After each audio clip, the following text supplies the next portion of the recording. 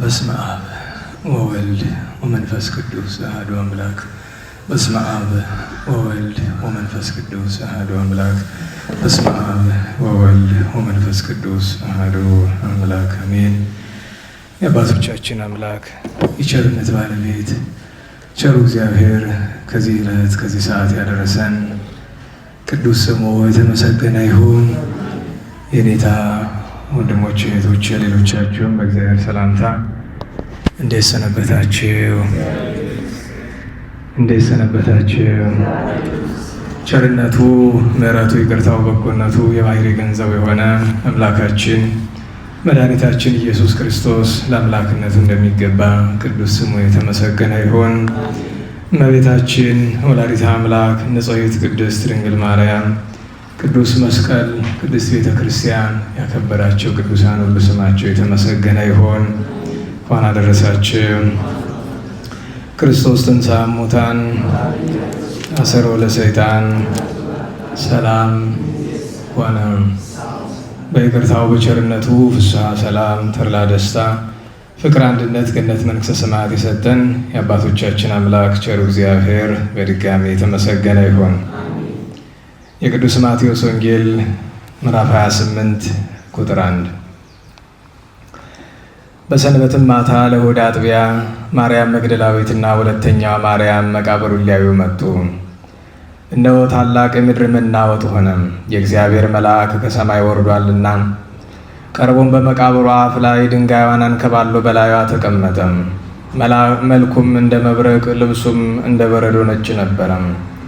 እርሱንም ከመፍራት የተነሳ መቃብሩን የሚጠብቁ ታወኩ፣ እንደ በድንም ሆኑ። መልአኩም መልሶ ሴቶችን እንዲህ አላቸው፣ እናንተ ሳትፍሩ የተሰቀለውን ኢየሱስን እንደምትሹ አውቃለሁና በዚህ የለም። እርሱ እንደተናገረው ተነስቷል። ነገር ግን ኑና ተቀብሩበት የነበረውን ቦታ እዩ። ፈጥናችሁም ሂዱና ከሙታን ተለይቶ ተነሳ፣ እነሆ ወደ ገሊላ ይቀድማችኋል፣ በዚያም ታዩታላችሁ ብላችሁ ለደቀ መዛሙርት ንገሯቸው። እነሆም ነገርኋችሁ። በፍርሃትና በታላቅ ደስታም ከመቃብሩ ፈጥነው ሄዱ፣ ለደቀ መዛሙርቱም ይነግሯቸው ዘንድ ሮጡ። እነሆም ጌታችን ኢየሱስ አገኛቸውና ሰላም ለእናንተ ይሁን አላቸው። እነርሱም ቀርበው እግሩን ይዘው ሰገዱለት። ከዚህም በኋላ ጌታችን ኢየሱስ እንዲህ አላቸው፣ አትፍሩ፣ ሂዱና ወደ ገሊላ እንዲሄዱ ለወንድሞቼ ንገሯቸው፣ በዚያም ያዩኛል። ስለ ቅዱስ ቃሉ ቸሩ አምላካችን ቅዱስ ስሙ የተመሰገነ ይሁን፣ የተመሰገነ ይሁን። በእውነት መድኃኒታችን አምላካችን ኢየሱስ ክርስቶስ ተነስቷል። ትንሣኤውን ለወዳጆቹ ገልጧል። በትንሣኤው ብርሃን የዓለም ድኅነት ለፍጥረት ሁሉ ተገልጧልና ቸሩ አምላካችን እኛ ባይገባንም በዳግም ትንሣኤ፣ በዳግም ጉባኤ፣ በዳግም ልደት ጻድቃን ለክብር በሚነሱበት፣ ኃጥአን ለሐሳር በሚነሱበት ጊዜ ሁላችንም ለበጎ ትንሣኤ የተዘጋጀን የበቃን ያደርገን ዘንድ ቸርነቱ ይርዳን። ቀደም ሲል ያነበብኩላችሁ የመጽሐፍ ቅዱስ ርዕስ የትምህርታችን ርዕስ አይደለም። የትምህርታችን ርዕስ ዛሬ ቤተክርስቲያን በዓለ ዕረፍቱን የምታከብርለት ታላቅ ቅዱስ ሰማዕት፣ ጻድቅ፣ ሐዋርያና ደራሲ የቤተ ክርስቲያን መምህር የሆነ በደብረ ሊባኖስ ገዳም ከተሾሙ ቅዱሳን መምህራን 11ኛው ከአቡነ ተክለ ሃይማኖት ተቆጥሮ 11ኛው ቅዱስ መምህር አባ ዕንባቆም የተናገረውን ቃል የትምህርታችን ርዕስ እናደርጋለን። ቅዱስ አባታችን አባ ዕንባቆም አፈቅረኪ ድንግል በኩሉ ልቤ፣ ድንግል ሆይ በፍጹም ልቤ እወድሻለሁ ይላል። የቅዱስ ታሪኩ ምንድን ነው የሚለውን በአጭር እንመለከታለን። ዛሬ የእመቤታችን የድንግል ማርያም ወርሃዊ መታሰቢያ በዓል ነው። ወርሃዊ በዓሏ የእመቤታችን በ21 የሚከበረው እንደ ዓመታዊ በዓል ይቆጠራል። ከእመቤታችን 33 በዓላት መካከል 12ቱ የ12ቱ አውራ 21ኛ ቀኖች ናቸው። ስለዚህ ዛሬ እመቤታችን ወርሃዊም ዓመታዊም ሊባል የሚችል በዓል ነው። ስለዚህ እመቤታችን በተመለከተ እንነጋገራለን። ከሁሉ የሚቀድመው ግን ዘመነ ትንሣኤ ነውና የትንሣኤ ጊዜ ነውና ጥቂት ነገር ስለ ትንሣኤ መነጋገር ይገባል። ከዚህ በፊት አንድ ኃይለ ቃል ያለፈው ዓመት ተናግሬ ነበረ።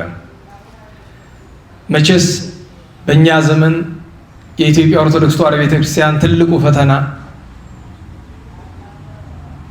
ሰው መከተል ነው። ስለማዝን ነው። ዛሬ እናንተን ስላገኘኋችሁ ደስ ብሎኛል። ግን አስቡት፣ ለዚያውም ቅዱሳንን የሚከተል የታደለ የተመረጠ ነው። በጎ ሰው የሚከተል የታደለ ነው። ሰው ምን በጎ ቢሆን በሰማይ ያሉትን ካልሆነ በቀር በምድር እገሌ ኖረ አልኖረ ምንድነው ቁም ነገሩ? እገሌ መጣ አልመጣ ምንድነው ቁም ነገሩ? እናንተን አይደለም ወቅሳችሁ። ሰው እያዩ የሚመላለሱ ብዙዎች ናቸው። ምናልባትም በዚህ ዘመን በተለይ ወጣቱ 80-90% በሚባል መንገድ በመላ ሀገራችን ሰው እያየ ነው። በዚህ ክፋቱን የምታውቁት መቼ ነው? ለምሳሌ ጉባኤ ሲዘጋጅ ምን ይደረጋል? ማስታወቂያ ይነገራል አይደል? ማስታወቂያው ዓላማው ምንድን ነው? የእግዚአብሔርን ቃል ተማሩ አይደለም። ማስታወቂያው ዓላማው ምንድን ነው? የሰው ፎቶ ይለጠፋል። እነገሌ ያሉላችሁ ነው። እግዚአብሔር አለ አይደለም? ሎቱ ስብሐት አይታችሁ ታውቃላችሁ? የእግዚአብሔር ጉባኤ ነው። ማንም ያስተምር ማን ኑ ተገኙ የሚል ማስታወቂያ አይቶ የሚያውቃል? ታውቃላችሁ? እኔ አይቻልም። መሀል ሀገርማ ዛሬ ምን ተጀምሯል? እነገሌ ስለሚገኙ የመግቢያ ቲኬት አለው እየቆረጣችሁ ለምትገቡ ነው። ቃል እግዚአብሔር በገንዘብ መሸጥ ተጀምሯል መሀል ሀገር። ታዲያ ምን ይሏቸዋል? አይ ገንዘቡን እኮ ለገቢ ነው የምናውለው። ይሄ ሁሉ ወንድሜ አንድ ህግ ልንገራችሁ። አንተ የለበስከው አንቺ የለበስሽው እኔ የለበስኩት ልብስ ጌጸኛና ውድ ልብስ ቢሆን ልብሰ ምክህ ይባላል። ለትምክህት የሚለበስ ልብስ ነው። ሰው ጌጠኛ ነገር ሲለብስ ለመመካት ነው። እኔ እንዲህ ነኝ፣ መልካለኝ፣ አምራለሁ፣ እንዲህ ነኝ እዩኝ ነው። የወርቅ ልብስ ሲለብስ ያ የወርቅ ልብስ የለበሰ ያ ደህና ልብስ የለበሰ ሰው ድሃ ተርቦ እሱ እንደዛ በማድረጉ ምክንያት የገሃነመ እሳት ፍርድ ይጠብቀዋል። ማናችንም ይጠብቀናል። ብዙ ልብስ ቤታችን አከማችተን እግረ መንገዱን ሂታል አስተባባሪው ልብስ የሚያስፈልጋቸው ሰዎች ካሉ ያዝ እስኪ። ሰሞኑን ብዙ ልብስ እየመጣ ነው ብሎኛል ከውጭ ለነዳያን ለዚያም ቢሆን እና አንድ ሰው ደህና ልብስ ካለው ድሃ ከተራበ ያንን ከተራቆተ ሊያለብሰው፣ የሚሸጥ ከሆነ ደግሞ ሽጦ ሊያጎርሰው ይገባል። ነገር ግን ቤተ ክርስቲያን ውስጥ ለምሳሌ የወርቅ መስቀል አለ አይደለም? አንዳንድ ቤተ ክርስቲያን እንዴት ዋላችሁ? መቼም ትንሽ ብትሆኑ እግዚአብሔር ይመስገን ለማለት አታነሱም። እንዴት ዋላችሁ? የወርቅ መስቀል ያለባቸው አድባራት አሉ አይደለም? ድሃ ቢራቢያን የወርቅ መስቀል አውጥተን ሽጠን ለድሃ እንሰጠዋለን? አንሰጠውም። ነዋየ ቅድሳት የፈለገ ተአምር ቢፈጠር ወጥቶ ለድሃ ሊሰጥ አይችል። ለምን? ነዋየ ቅድሳት ነው። የእኛ ልብስ ግን ተርታ ነገር ነው። ተርታ ነገር ነው እና እኔ የቤተ ክርስቲያንን ቅዱስ መስቀል ሽጬ ለድሃ ሰጠው ብዬ እንደ ጽድቅ ካወራውኝ እብደት ነው። ልክ እንደዛ ሁሉ ቃል እግዚአብሔር የማስተምራችሁ አስከፍዬ ነው ብለህ ገንዘብ አስከፍለህ አስተማርኩ ብለህ ያንን ገንዘብ ለገዳም ብትረዳው በቤተ ክርስቲያን ላይ መዘበት ነው የሚሆንብህ። ሁልጊዜ እንደምለው ቀላሉ መንገድ ምንድን ነው? ኑ ተማሩ ትላለህ። ሰው ከተማረ የእግዚአብሔር ቃል ከገባው ምን ትለዋለህ? እገሌ የሚባል ገዳም ተቸግሯል፣ እርዳ፣ አስራት አውጣ ትለዋለህ። እሱ አይደለም ይሻል እንጂ በግድ ካልከፈልክ አትማርም። የእግዚአብሔርን ቃል ተብሎ እዚህ ያደረሰን ምንድን ነው ይባል? ቃል እግዚአብሔርን እኔን ጨምሮ ሁላችንም ሰዎች እኛ እንዲከተሉን መሳሪያ ያደረግነው። የእውነቴን ነው። ለእኔ ትልቁ ፌይለር ትልቁ ውድቀት ብዬ የማስበው ይሄን ነው። ምክንያቱም ለዘመናት ምናልባት የእድሜን እኩሌታ ያክል የጮኩት የለፈለፍኩት ፍሬ እንዳላፈራ ማውቅበት መንገድ ይሄ ነው። ምክንያቱም እግዚአብሔርን ማምለክ እንዲገባቸው ማድረግ ቢቻለን ኑሮ እገሌ ሲቀርብ አልቀሩ ነበር። እንዴት ዋላችሁ?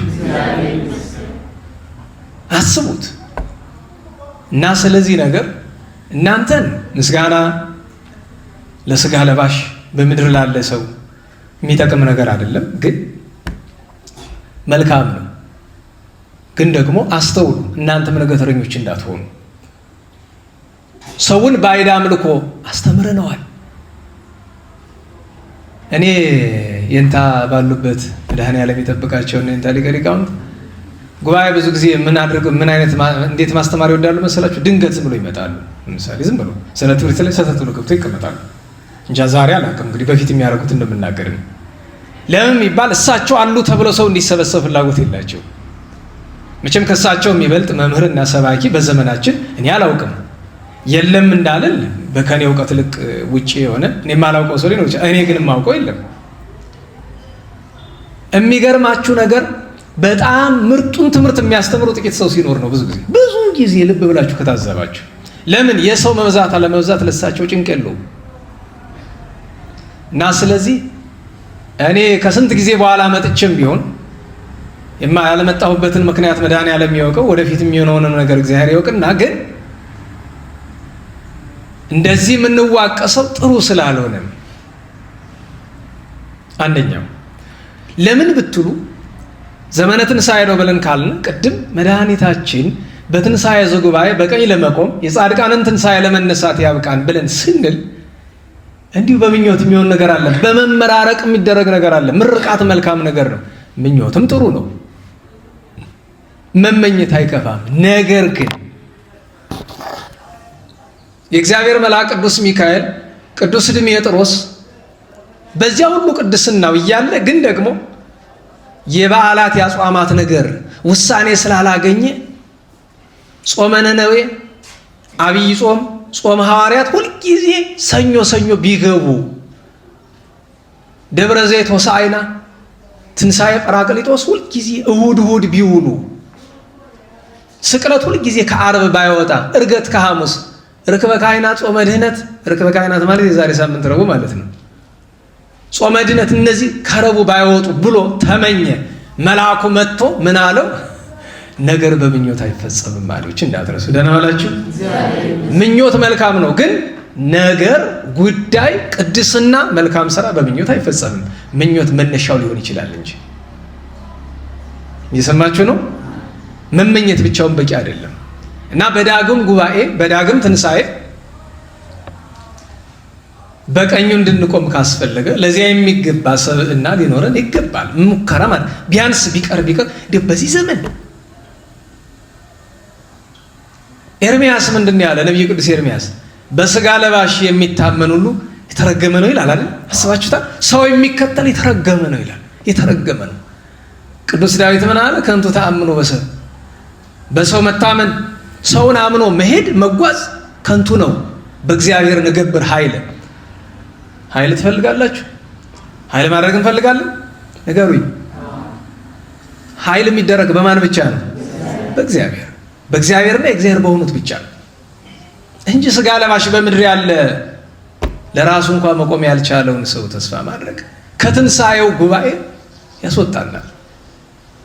ከዚያ ቅዱስ ጉባኤ ያስወጣናል። እንዲያው ቢቀር እንኳን ቅዱስ አትናቴዎስ በቅዳሴው እንደሚለው በዳግም ጉባኤ ጊዜ በዳግም ትንሣኤ ጊዜ አሜሃ ሰአሉ ለነ አስተምሩ በእንቲአነ፣ ቅዱሳንን ያን ጊዜ ስለኛ ለምኑ፣ እኛን አማልዱ። እንዲህ የምንላችሁ ግን ይላል ቅዱስ አኮ በስንነ በጥሬ አተርጓጉም በውበታችን በምስጢሩ በበጎ ስራችን በቅድስናችን አይደለም እንዲህ የምንላችሁ አላ በስንክሙ በእናንተ ቅድስና በእናንተ እምነት እንጂ ወአኮ በከመ ምግባሪነ ርኩስት ይላል። በእኛ የረከሰ ስራ አይደለም።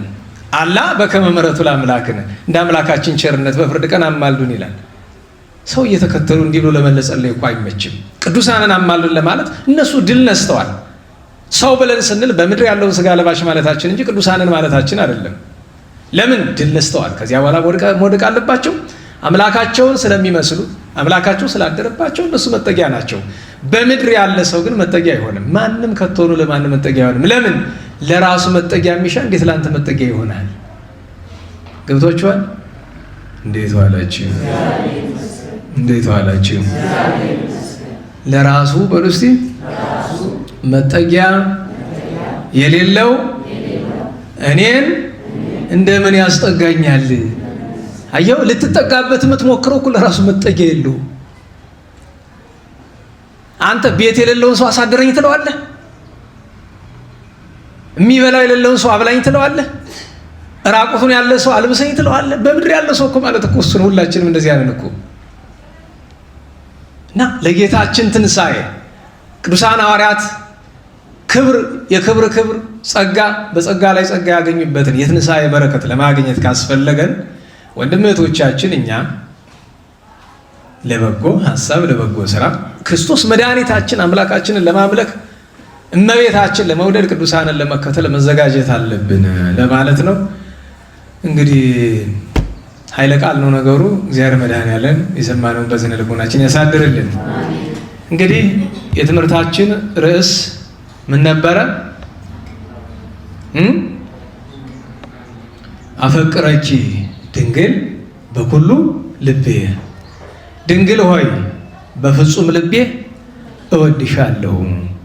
ይህንን ኃይለ ቃል የተናገረ ሐዋርያ፣ ሰማዕት፣ ጻድቅ፣ ትሩፍ፣ ፍጹም መነኮስ የደብረ ሊባኖስ አበምኔት ከእስልምና ወደ ክርስትና ከየመን ወደ ኢትዮጵያ መጥቶ ከገናና ቅዱሳን አንዱ ለመሆን የበቃው አባታችን ቅዱስ አባ ዕንባቆም ነው። ጎንደር ውስጥ ካሉ ከ44ቱ አድባራት መካከል አንደኛው አዘዞ ተክለ ሃይማኖት ብትሄዱ የዚህ ቅዱስ የዚህ ታላቅ ቅዱስ ገድል አለ በብራና፣ በጣም ክሩም የሆነ ብራና። ይህ ቅዱስ እመቤታችንን እወድሻለሁ ብሎ አለ። ተመሳሳዩን ነገር አፄ ልብነ ድንግል ግራኛ አህመድ ሲያሳድዳቸው እመቤታችን ብለዋታል። ከዳዊት መዝሙር ጋር እያመሳሰሉ ስብዓተ ፍቁርን ሲያዘጋጁ ባለፈው ስናገር የነበራችሁ አድምጣችሁ ከሆነ እዚህ የእንታ ድጓ በመጽሐፍ ቅዱስ መጽሐፍ ሲመረቅ ከሳምንታት በፊት በአብይ ጾም ስብዓተ ፍቁር አባ ጊዮርጊስ ጀመረው፣ አፄ ዘርዓ ያዕቆብ አስፋፉት። ዛሬ የምናውቀው ስብዓተ ፍቁር ግን የተደረሰ በአፄ ልብነ ድንግል ነው። በስደት ሆነው በእንባ በለቅሶ ሆነው እግዚአብሔርን መበደል የሌለባቸውን ነገር በድለው በኋላ በታሪኩ ላይ እንደምናገኘው ማድረግ የሌለባቸውን ነገር ሲያደርጉ እግዚአብሔር ተቆጥቶ ከሳቸው አልፎ ሀገሪቱን ቀጣት። ያን ጊዜ በመካከል ሲለምኗት ቆይቶ ለመዝሙር 17 ሲያናጽሩ አፈቅረኪ ድንግል በኩሉ ኃይሌ፣ ድንግል ሆይ በአቅሜ በመጠኔ ባለኝ ኃይል ሁሉ እወድሻለሁ። ለምን ብትይኝ አንቲ ጸወኔ፣ አንቺ አምባ መጸጊያዬ፣ ወማእምንትየ የምታመነው በአንቺ መታመኛዬ አንቺ። እና ታዲያ እንደዚህ የምትለኝ ምን ፈልገህ ነው ትይኝ እንደሆነ ውስተ እዝንኪ ይባጽራህየ፣ ልመናዬ ወደ አንቺ ጆሮ ይድረስልኝ ብሎ አፄ ልብነ ድንግል ለምኖ እመቤታችን ተገልጻ የእግዚአብሔርን ምሕረት ይቅርታ ምታላቸዋለች። ታዲያ የቅዱስ ዕንባቆም እንዲህ ያለበት ምክንያት ምንድን ነው? ድንግል ሆይ በፍጹም ልቤ እወድሻለሁ ብሎ ሲል ለምን? ታሪኩን ባጭር እንዳሰው አባታችን ቅዱስ ዕንባቆም ኢትዮጵያዊ አይደለም። ኢትዮጵያ አይደለም ብቻ ሳይሆን ሀበሻ አይደለም። አረቦችን ታውቃላችሁ? አረብ አይታችሁ ታውቃላችሁ? እንዴት ዋላችሁ? እንዴት ዋላችሁ? አረብ አይታችሁ ታውቃላችሁ? በቴሌቪዥን ይህን ትምህርት ሲቀዳ የሚሰሙት ብዙዎቹ አረብ ሀገር ያሉ ስለሆኑ ደግሞ ለአረብ 24 ሰዓት አፍጠውብን ነው የሚሉ ከአረብ ጋር የሚኖሩ ብዙ ወገኖች አሉና ሰው አረብ ሲባል እስላም ማለት ይመስለዋል። መጀመሪያ ደረጃ አረብ ማለት እንደ በጥሬ ቃሉን ተርጉመው ካለ በምዕራብ አቅጣጫ እንደማለት ነው። ምስራቅ ፀሐይ እስከ አረብ ይላል አይደል? ከፀሐይ መውጫ እስከምን እስከ መግቢያው ድረስ አርበ ገባ ተካተተ አይደል? አረብ መካተቻ አረብ እንዲህ አለ ነገሩ። አረብ እንደ ስመ ነገድ ነው እንጂ አረብ ክርስቲያን እንዳለ አታውቁም? እንዴት ዋላችሁ? አብዛኛው አረብ ሙስሊም ነው አይደል? አሁን ነገሩኝ።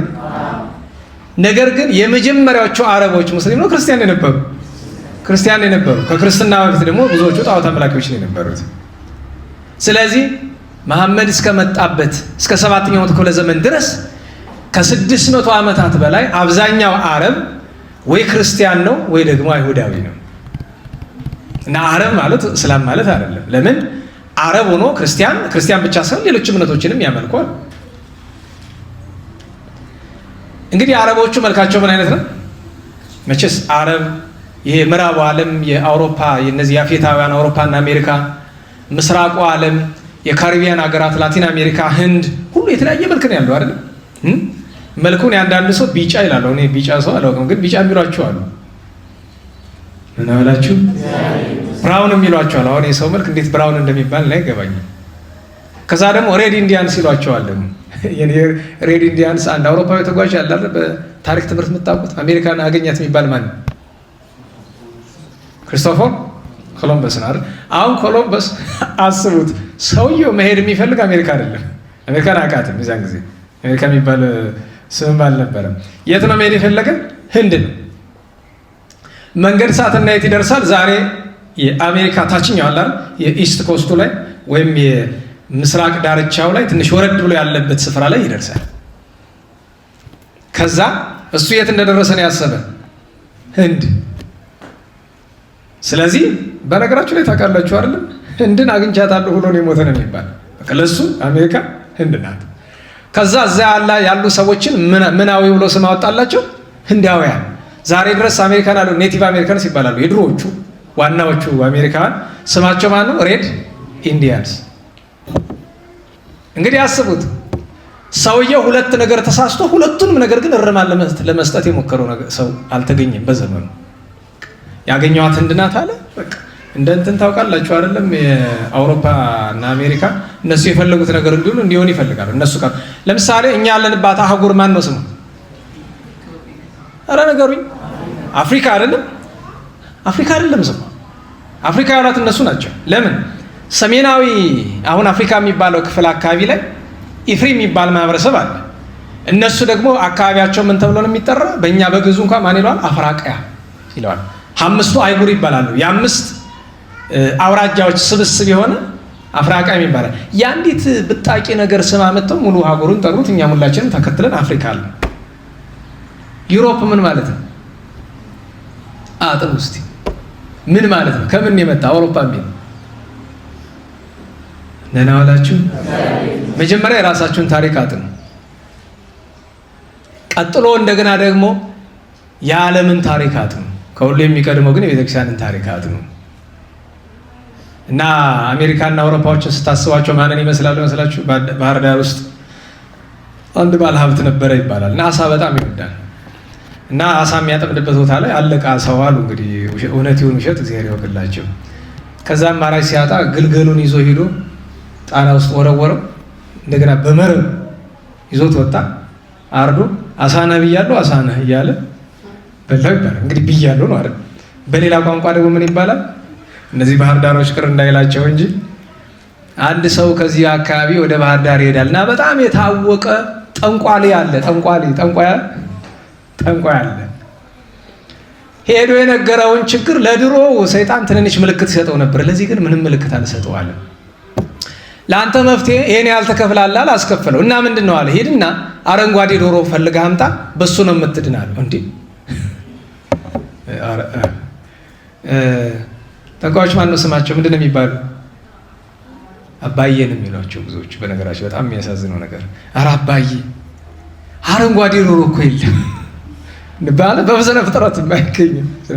እንግዲህ ብለናል መዳን ከፈለክ ታመጣለህ እና ብለናል አለ ባህር ዳር ጠንቋይ እየተባለ ተረቱ ነው ይኖራል። እና እንግዲህ ይህንን ስላለ ቅር የሚለው ደግሞ ሁሉ ነገር ዘረኝነት የሚመስለው ሰው እኮ አለ። ይሄ ትምህርት ያመጣው ነገር ነው። እግዚአብሔር መድኃኒዓለም ሁላችን ይቅር ይበላል። እና እነሱ የፈለጉት ነገር እንዲሆንላቸው ነው ሁልጊዜ ምኞታቸው። ለሁሉም ስም ሲያወጡ እገሌ ሬድ ነው፣ እገሌ ግሪን ነው፣ እገሌ ብራውን ነው፣ እገሌ ምናምን ነው ይላሉ። እኛን ደግሞ እንግዲህ ምንድን ነው ያሉን? ሀበሺ የሚሉን እኛ ምንድን ነን? አሁን እኔ ምንድን ነው? ጥቁር ነው፣ ቀይ ነው። የሁላችሁ ሁላችንም አንድ መልክ ነው ያለን። እሱ ምንድን ነው? አርአያ እግዚአብሔርን አታምኑ? አታምኑም ወይ? ከመሃላችን መልከ ጥፉ አለ? ንገሩኝ። አንድን ሰው መልከ ጥፉ ማለት ፈጣሪውን መስደብ ነው። ሁለቱ ስብሐት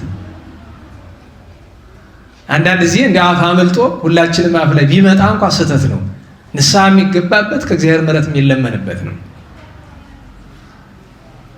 እግዚአብሔርን ማክበር የሚገባ መጀመሪያ በስነ ፍጥረቱም ስለሆነ አንድ አባት ሰማ የሚባሉ አባት ታውቋቸው ከሆነ አብየ እግዚአብሔር አንድ ቀን መጽሐፍ ይዘው እየወሰዱ ወደዛ ያስቀምጣሉ። ያው እድሜያቸው ስለገፋ ደከማቸው እና ካለበት ነው ለቀቁት ወደዛ። በጣም ተበሳቸው። ደግሞ በጣም ወደው መጽሐፍ ነው ስንክሳር ማለት ነው እንግዲህ ይገባቸዋል። ተበሳጭቼ እንዴት መጽሐፍ ይወረወራሉ ብዬ በቃ እንካስላንት እያገባን ያውም ቤተ ክርስቲያን ውስጥ ብዙ ስንነጋገር እኔ የረታኋቸው መስሎኝ ለማሸነፍ እሱ መቼ ነው ቅዱሳት መጻሕፍትን የሚያከብሩ ብዬ ስላቸው አረ ከመጽሐፍ ሳተደርስ አንተ መቼ ነው ሰው የምታከብር ግን ሹልክ ይወጥቼ ሄድኩኝ። ተረታው ማለት ነው። ከዛች ቀን በኋላ ክርክር የለኝም። አሁን የንግግራቸው የእሳቸውን ጥፋት የሚሸፍኑ ነው አይደለም። በነገራቸው ላይ ግን እኔ የራሴን ጥፋት ከነገሩኝ ይበቃኛል። ምክንያቱም ከመጽሐፉ የሚቀድም ማን ነበረ? መጽሐፉ ያዘጋጁ ቅዱሳን ሰዎች ናቸው። አንድ ሁለተኛ ነገር ከመጽሐፉ ቀድሞ በአርአያ ሥላሴ የተፈጠረ ሰው ነው። ይሄ ማለት መጽሐፍ ክብር የለውም አይደለም። ቅዱሳት መጻሕፍት ክቡራት ናቸው። እሱን ማወቅ ማስተዋል ይገባል። ወደ ጉዳያችን እንመለስ። ቅዱስ አባታችን ዕንባቆም የመናዊ ነው። የመን የምትባል አገር ታውቀው የለውም? ደቡብ አረቢያ ላይ ያለችው የመናዊ ነው። በሐረገ ትውልዱ ከኢስማኤል ሐረገ ትውልድ የሚቆጠር በእናቱ የአይሁዳዊነት ዘር ያለበት በአባቱ ግን ከኢስማኤል ዘር የሚቆጠር አረባዊ ነው። በእስልምና ሕግ ቁርአናቸውን፣ ሱናቸውን፣ ሐዲሳቸውን አስፈላጊውን ትምህርት በሙሉ ተምሮ ያደገ ቃዲው እንግዲህ እነሱ የእስልምና አስተማሪዎቻቸውን ቃዲዎች ይሏቸዋል። ቃዲው ካስተማራቸው ሰዎች ሁሉ ሊተካ ይችላል ተብሎ ተስፋ የሚደረግ ሰው ነበረ። ነገር ግን ዕንባቆም አንድ ነገር አለው። የነገሩትን ሁሉ ዝም ብሎ አይቀበልም፣ ይመረምራል እና ይሄን የተማረውን ቁርአንና ሐዲሱንም ሌላውን ዝም ብሎ ያገላብጠዋል። የዛን ጊዜ እንግዲህ እንደምታውቁት እንዳሁኑ ዘመን በህትመት አይደለም፣ ግን ያንን ያገላብጠዋል። ሲያገላብጥ የት ላይ ይደርሳል? የቁርአን ምዕራፍ 19 ወይም ሱረቱ ይሉታል እነሱ ምዕራፍ ለማለት ወይም ሱራ ይሉታል። ምዕራፍ 19 ላይ ደረሰ እና ምዕራፍ 19 ሱረቱ አልመርየም ይላል አረብኛ፣ የማርያም ምዕራፍ ይላል እና ሙሉ ምዕራፍ ስለ እመቤታችን እና እዛ ውስጥ የሚናገረው እመቤታችን በድንግልና ጸንሳ በድንግልና እንደወለደች ይናገራል። ታውቃላችሁ አይደል? ይገርመኛል። አስቡት። ያ ስለሆነ ቁርአን ጥሩ መጽሐፍ ነው እያልኩ አይደለም፣ እንደሱ አይደለም። ግን ይላል እንደዛ። መቼስ አንድ ትልቅ የመርዝ ገንዳ ውስጥ አንድ ብልቃጥ መድኃኒት ተገኘ ብለህ አትገባበትም አይደል? ከዛ ገረመው። ከዛ እንግዲህ ጌታችን የተወለደ በድንግልና ነው፣ እመቤታችን የወለደች በድንግልና ነው። ይሄ እንደዚህ ያለ ቁርአን ይሄማ የክርስትና ትምህርት ክርስቲያኖች የሚሉት አይደለ? ይሄ ምን ሊያደርግ ነው እዚህ የገባ? እሱ ገረመው። ከዛ ስለገረመው ማብራሪያ ፍለጋ ማን ጋር ሄዳል? ቃዲው ጋር፣ አስተማሪው ጋር ማለት ነው ሄዳል። ሲጠይቀው ያው አብዛኞቹ እስልምና አስተማሪዎች ድሮም አሁንም አንድ መገለጫ ጠባያቸው እሱ ነው። የማይነኩ የሚባሉ ጥያቄዎች አላቸው፣ የማይነኩ ጉዳዮች። ያን ሄደህ ብትጠይቅ ያው ችግር ነው። አስታውሳለሁ አንድ ወንድማችን በገንዘብ አባብለው አሰለሙት። ደህና ዋላችሁ። ከዛ አንበሳ ነኝ አለ። ይሄ አህመድ ዲዳት የሚባል በእግዚአብሔር የተጣለ ሰይጣን ማደሪያ ነበረ በዚህ በደቡባዊ አፍሪካ አካባቢና እሱ የሚጽፋቸው መጽሐፍት አሉና በቃ ያችን ያነበበ ሰው ሙስሊም ከሆነ በቃ ክርስትና ምንም መልስ የሌለው ነው የሚመስለው። በቃ መጽሐፍ ቅዱስ ይጋጫል የምትል ነገር አለች አንዲት የጻፋት መጽሐፍ ላይ እና እንዲያው እንደ ደህና ኮርስ የወሰደ ሰነድ ተማሪ እኮ የሚመልሳቸው ጥያቄዎች ናቸው ነገሮች። እና ልጁ ትልቅ ወንድሙ እዚህ ጎንደር ውስጥ የታወቀ ጉልበተኛ ነው። ለምንድን ነው የሰለምክ ሲለው ክርስትና ስህተት ነው፣ እስልምና ትክክል ነው፣ ስለዚህ ያመኘበት ነው አለ። ግን እኮ በገንዘብ ነው ሄደ። በገንዘብና በሴት ነው ብዙ ሰው ያበላሽ እንድታውቁት። እና ከዛ ምን ቢል ጥሩ ነው ከፈለክ አለ በክርስትና አሉ የሚባሉ ሊቃውንትን አምጣና አከራክረኝ። እንዲያውም አለ እኔ ለማንም ጋር መከራከር አልፈልግም፣ ሊቃውንትን አምጣቸው። እና አንዳንዱ ታውቃላችሁ አይደለም ያቺ ድንቢጥ ናት ምንድናት ከዝሆን ላይ ሆና ድልድዩ ሲንቀሳቀስ አናወጥ ነው አለች ይባላል። ነገሩን ስሰማ እኔ እሱ ጋር እንደዚህ ያለ ሰው ጋር መነጋገር አልፈለኩም። ግን ይህን ታስም ተጠራዋ እኔ እንኳን ለሳቸው ለተማሪዎቻቸው አልመጥንም። እንደ ተማሪዎቻቸው ያክል ደረጃ የለኝም። እስቲ አቅሙን ላሳይ ብዬ እጅ 10 ጥያቄዎች ተመለሱለት። አመንኮ እየተባለ ነው የምንተላለፍ። አምናል ተረታል እየተባለ አዎ እያለ እያምነው በመጨረሻ ግራ ተጋባ። ለምን ቢባል በቃ ዲሲፕሊን ሆኖ ነበረ፣ ጭንቅላት በራሱ እርግጠኛ ሆኖ ነበረ። በቃ በዛ ባነበበው ነገር ምንም መልስ የለውም ብለው አስተምረውታል እነሱ። በቃ ለነዚህ 10 ጥያቄዎች በክርስትና ምንም መልስ የለም ብለውታል። እና መጨረሻ ላይ ምን ቀረህ ብሎ አለው። አይ ቆይ እኔ ጥያቄ ልስጥ፣ እኔ 9 ጥያቄ ልስጥ ቁርአንና ሐዲስ ላይ ያለ ለነዚህ 9 ጥያቄዎች ለኔ መልስ እንድትሰጠኝ አይደለም፣ አንተ አታውቀውም ጨርሶ። ለምሳሌ ለሞክርዬ 2-3 ጥያቄ ጠይቁት፣ ኧረ ሰምቼው አላውቅም ተወኛለኝ። ሂድና ከቻልክ ዋናውን ዑለማውን ካልቻልክ ማንኛውንም አስተማሪ ኡስታዝ ምናምን የሚባሉትን እነዚህ 9 ጥያቄዎች ጠይቃቸው። ግን የመጀመሪያውን ጥያቄ ገና ስታነሳ ምልክት ልስጥ፣ ደም ነው የሚለብስ አይኑ። በቃ በዚህ ታውቀዋል። ለምን አይነክ የሚባሉ ጥያቄዎች አሏቸው። ለምን መልስ የለም። እምነታቸውን ሊያዋርድ የሚችል ነገር ነው። ታውቃላችሁ አይደል? እነሱ እንደዚህ በጣም የገነኑ እኔ ዛሬ 6-7 ዓመት አንዳንድ ምላሾችን ሰጥተዋል። ተዘመተብኛል። ያ ሁሉ ነገር ተደረገ። ድል ያሸነፉ መሰላቸው። ኋላ ማንን ጣለባቸው? በስውር የሚዋጓቸውን የኢንተርኔት ሰዎችን ጣለባቸው አሉ አይደል? አንዳንድ ስማቸው ማን እንደሆነ አላውቅም እንጂ አንዳንድ ቪዲዮዎች እናያለን አይደል? ገሌ የሚባሉ የምታውቋቸው ኢንተርኔት ይጠቀሙ። አንድ ኖርማል ሰው እንዴት እንዳናወጣቸው ተመልከቱ። የቤተ ክርስቲያን ትምህርት በመጠኑ ብቻ የተማረ አንድ ኖርማል ሰው የቤተ ክርስቲያን መምህር እኮ አይደለም አይደል? ልጁ ነና አላችሁ ብሉያት የተማረ ነው፣ ሐዲሳት የተማረ ነው። ቤተ ክርስቲያን ስበክልኝ ብላ ያስቀመጠችው ነው። የሚሰራው ስራ ግን ጥሩ ነው አይደለም? ጥሩ ነው። አስቡት፣ አንድ በቤተ ክርስቲያን መምህርነት ያልተሾመ አንድ ምእመን እንዲህ ካናወጻቸው መምህራን ቢገቡባቸው እንዴት ሊሆኑ? ለዛ ነው ድንቢጥ ዝም ሲሏት ዝሆን የሆነች ይመስላታል የሚባለው። ሄዶ ጠየቀ፣ ያው የተባለው ነገር ደረሰበት። ወደ ክርስትና እንዳይመጣ ምንፍቅናና ክህደት አጋንንት ናቸው። ቀላል አይደለም። ጾም ጸሎት ይፈልጋል። አገር ጥሎ ጠፋ። በቃ ወደ ሁለቱም መሆን አልቻለም። ይሄን አስታውሳለሁኝ። እና አባ ዕንባቆም ሄዶ ቃዲዮን ሲጠይቀው ምንድነው የተመለሰለት? ቁጣ፣ ብስጭት። እንዴት ትጠይቃለህ? ደህና ዋላችሁ? እንዴት ዋላችሁ? በክርስትና ውስጥ ይሄ አይጠይቅም የሚባል ጥያቄ የለም። ከምስጢረ ሥላሴ የከበደ ነገር የለም አይደል? በምስጢረ ሥላሴ ላይ ጥያቄ ማንሳት አትችልም አይባልም።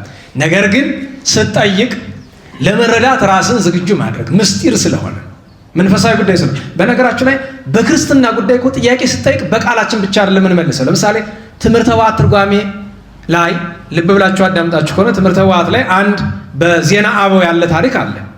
2 ወንድማማቾች በምናኔ ይኖራሉ። ስጋው ደግሞ ሲቀበሉ አንደኛው የበቃ ነው፣ አንደኛው ያልበቃ ነው። ትንሽየው አልበቃም፣ ትልቅየው በቅቷል።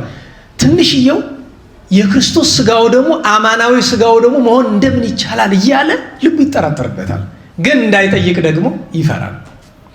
ትልቅየው የበቃ ስለሆነ ነገሩን አውቆ ለማደፋፈር ምን አለው? አንተ ወንድሜ አለው። አቤት። እንደ የስጋው ደግሞ ነገር ረቆብኝ ይኖራል።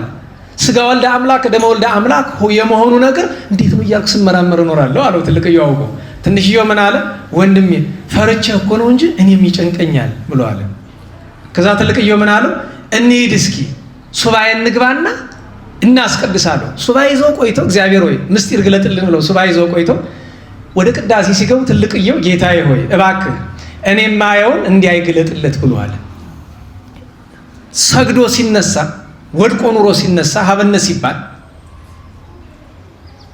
ክርስቶስ መድኃኒታችን በአምሳለ በግ ጸዓዳ በመንበሩ ላይ ሆኖ ካህኑ ሲፈትተው ተፈትቶ ምዕመናን ተቀበሉት። እንደገና እንደነበረው ሆኖ ሲያርግ በአይኑ ተመለከተ። በዚህ በአይኑ በህልም አይደለም። ደንግጦ ወደቀ። ወንድሙ ይዞት ወጣና ወንድሜ ለእኔና ለአንተ አቅም ስለማይመች አቅማችን ስለማይመጥን ነው እንጂ እኮ ለበቁት ሁልጊዜ እንደዚህ ይታያቸዋል። እና አንዳንድ ጊዜ እኛ በቤተክርስቲያናችን የቃል ብቻ አይደለም የመጽሐፍ ብቻ አይደለም የምንሰጠው መልስ የተግባር መልስም አለ። የተግባር መልስም አለ። ለምሳሌ ቅዱስ ሚካኤል እንደሚራዳ በተግባር ማሳየት የምንችልበት መንገድ አለ። ቅዱስ ሚካኤል የምናምነው ከሆነ ብንጠራው ይመጣል። ምልክት ብንጠይቀው ያደርግልናል። በተአምራት የተሞላ እምነት ማለት እኛ መሰረታዊ ጉዳያችን በክርስትና ተአምራት አይደለም። ምን አላችሁ? የኛ የምንመካው በተአምር አይደለም።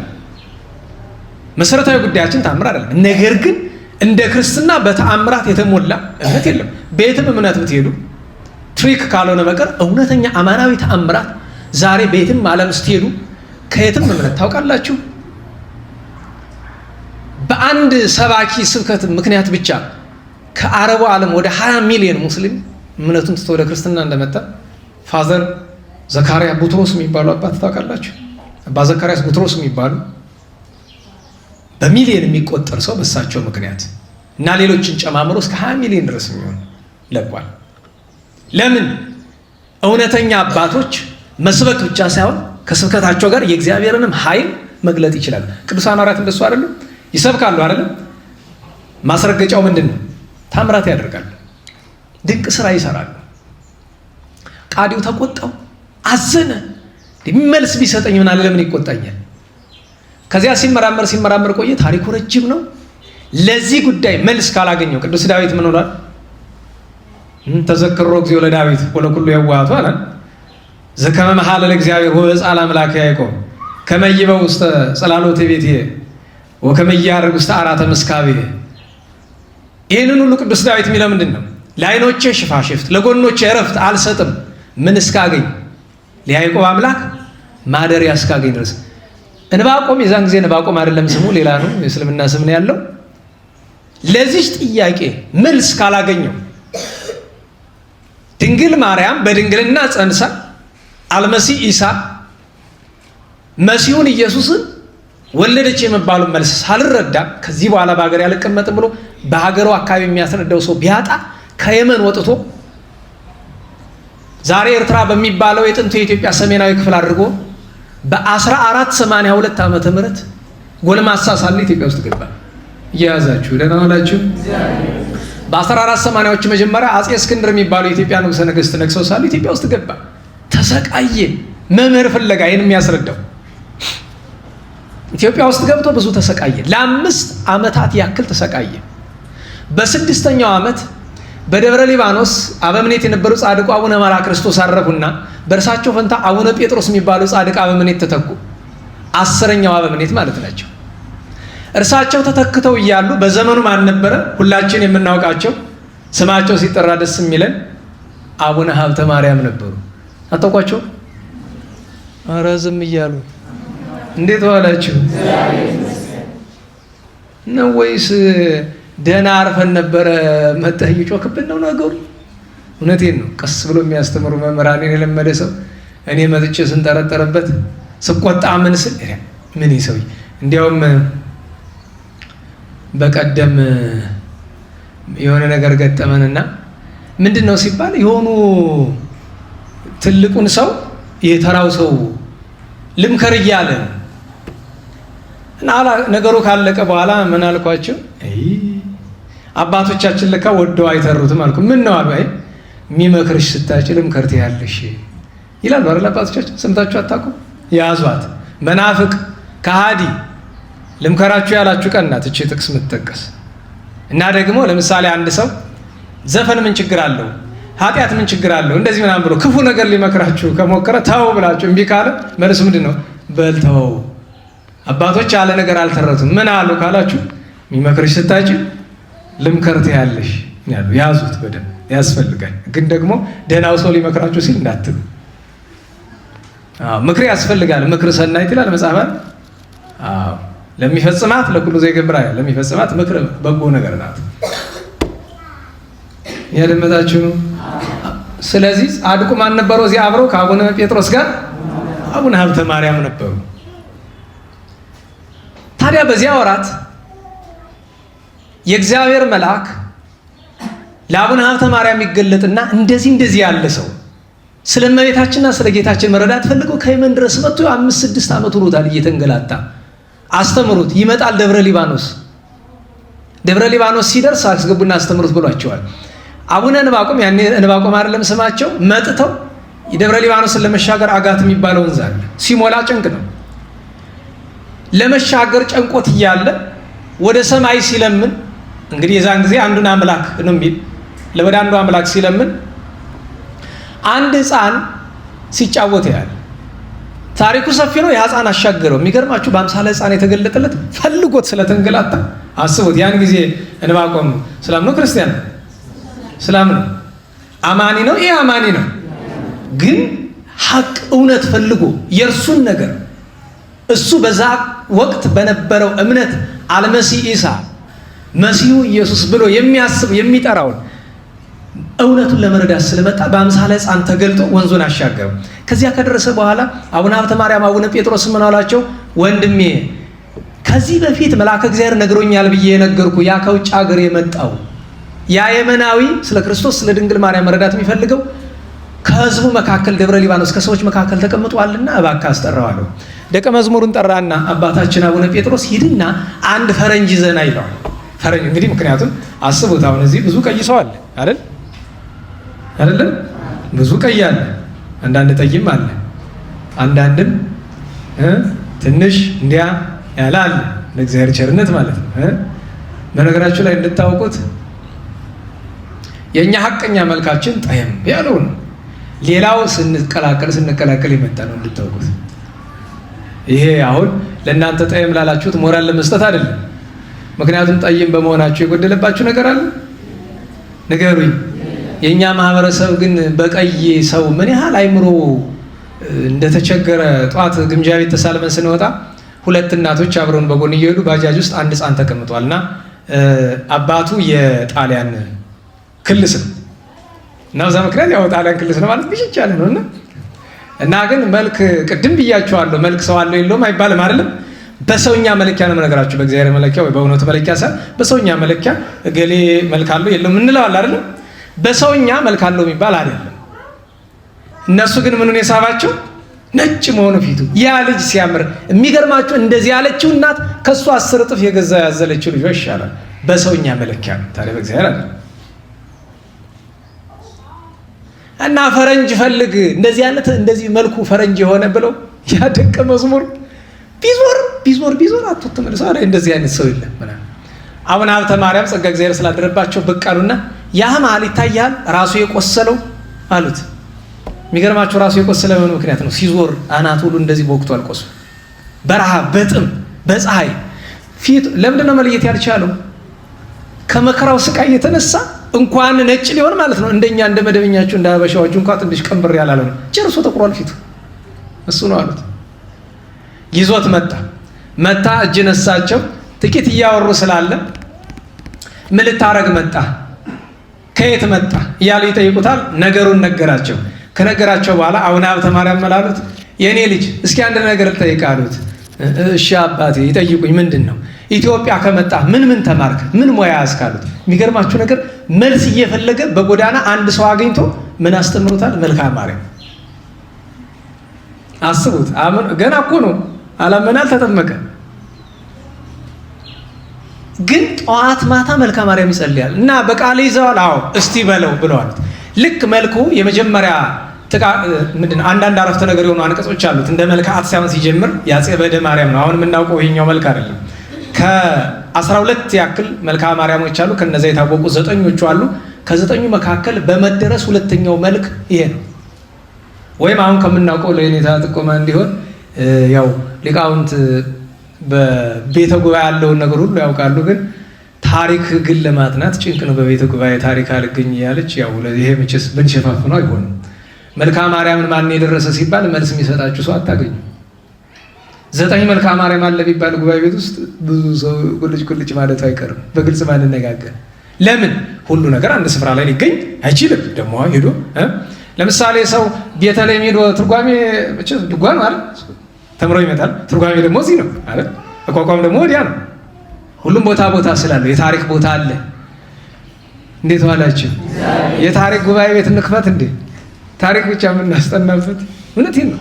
ታሪክ የማያውቅ ሰው እኮ ምን ቢማር እኮ ምንም ድርሱ አይታወቅም። በግልጽ ማልነግራችሁ ታሪክ በጣም አስፈላጊ ነገር ነው። ታሪክ ከሌለ ምንም ነገር መረዳዳት አይቻልም። እና መልክዓ ማርያም መጀመሪያ የተደረሰችው ዛሬ መልክዓ ማርያም ሳልሲት የምንላት ናት።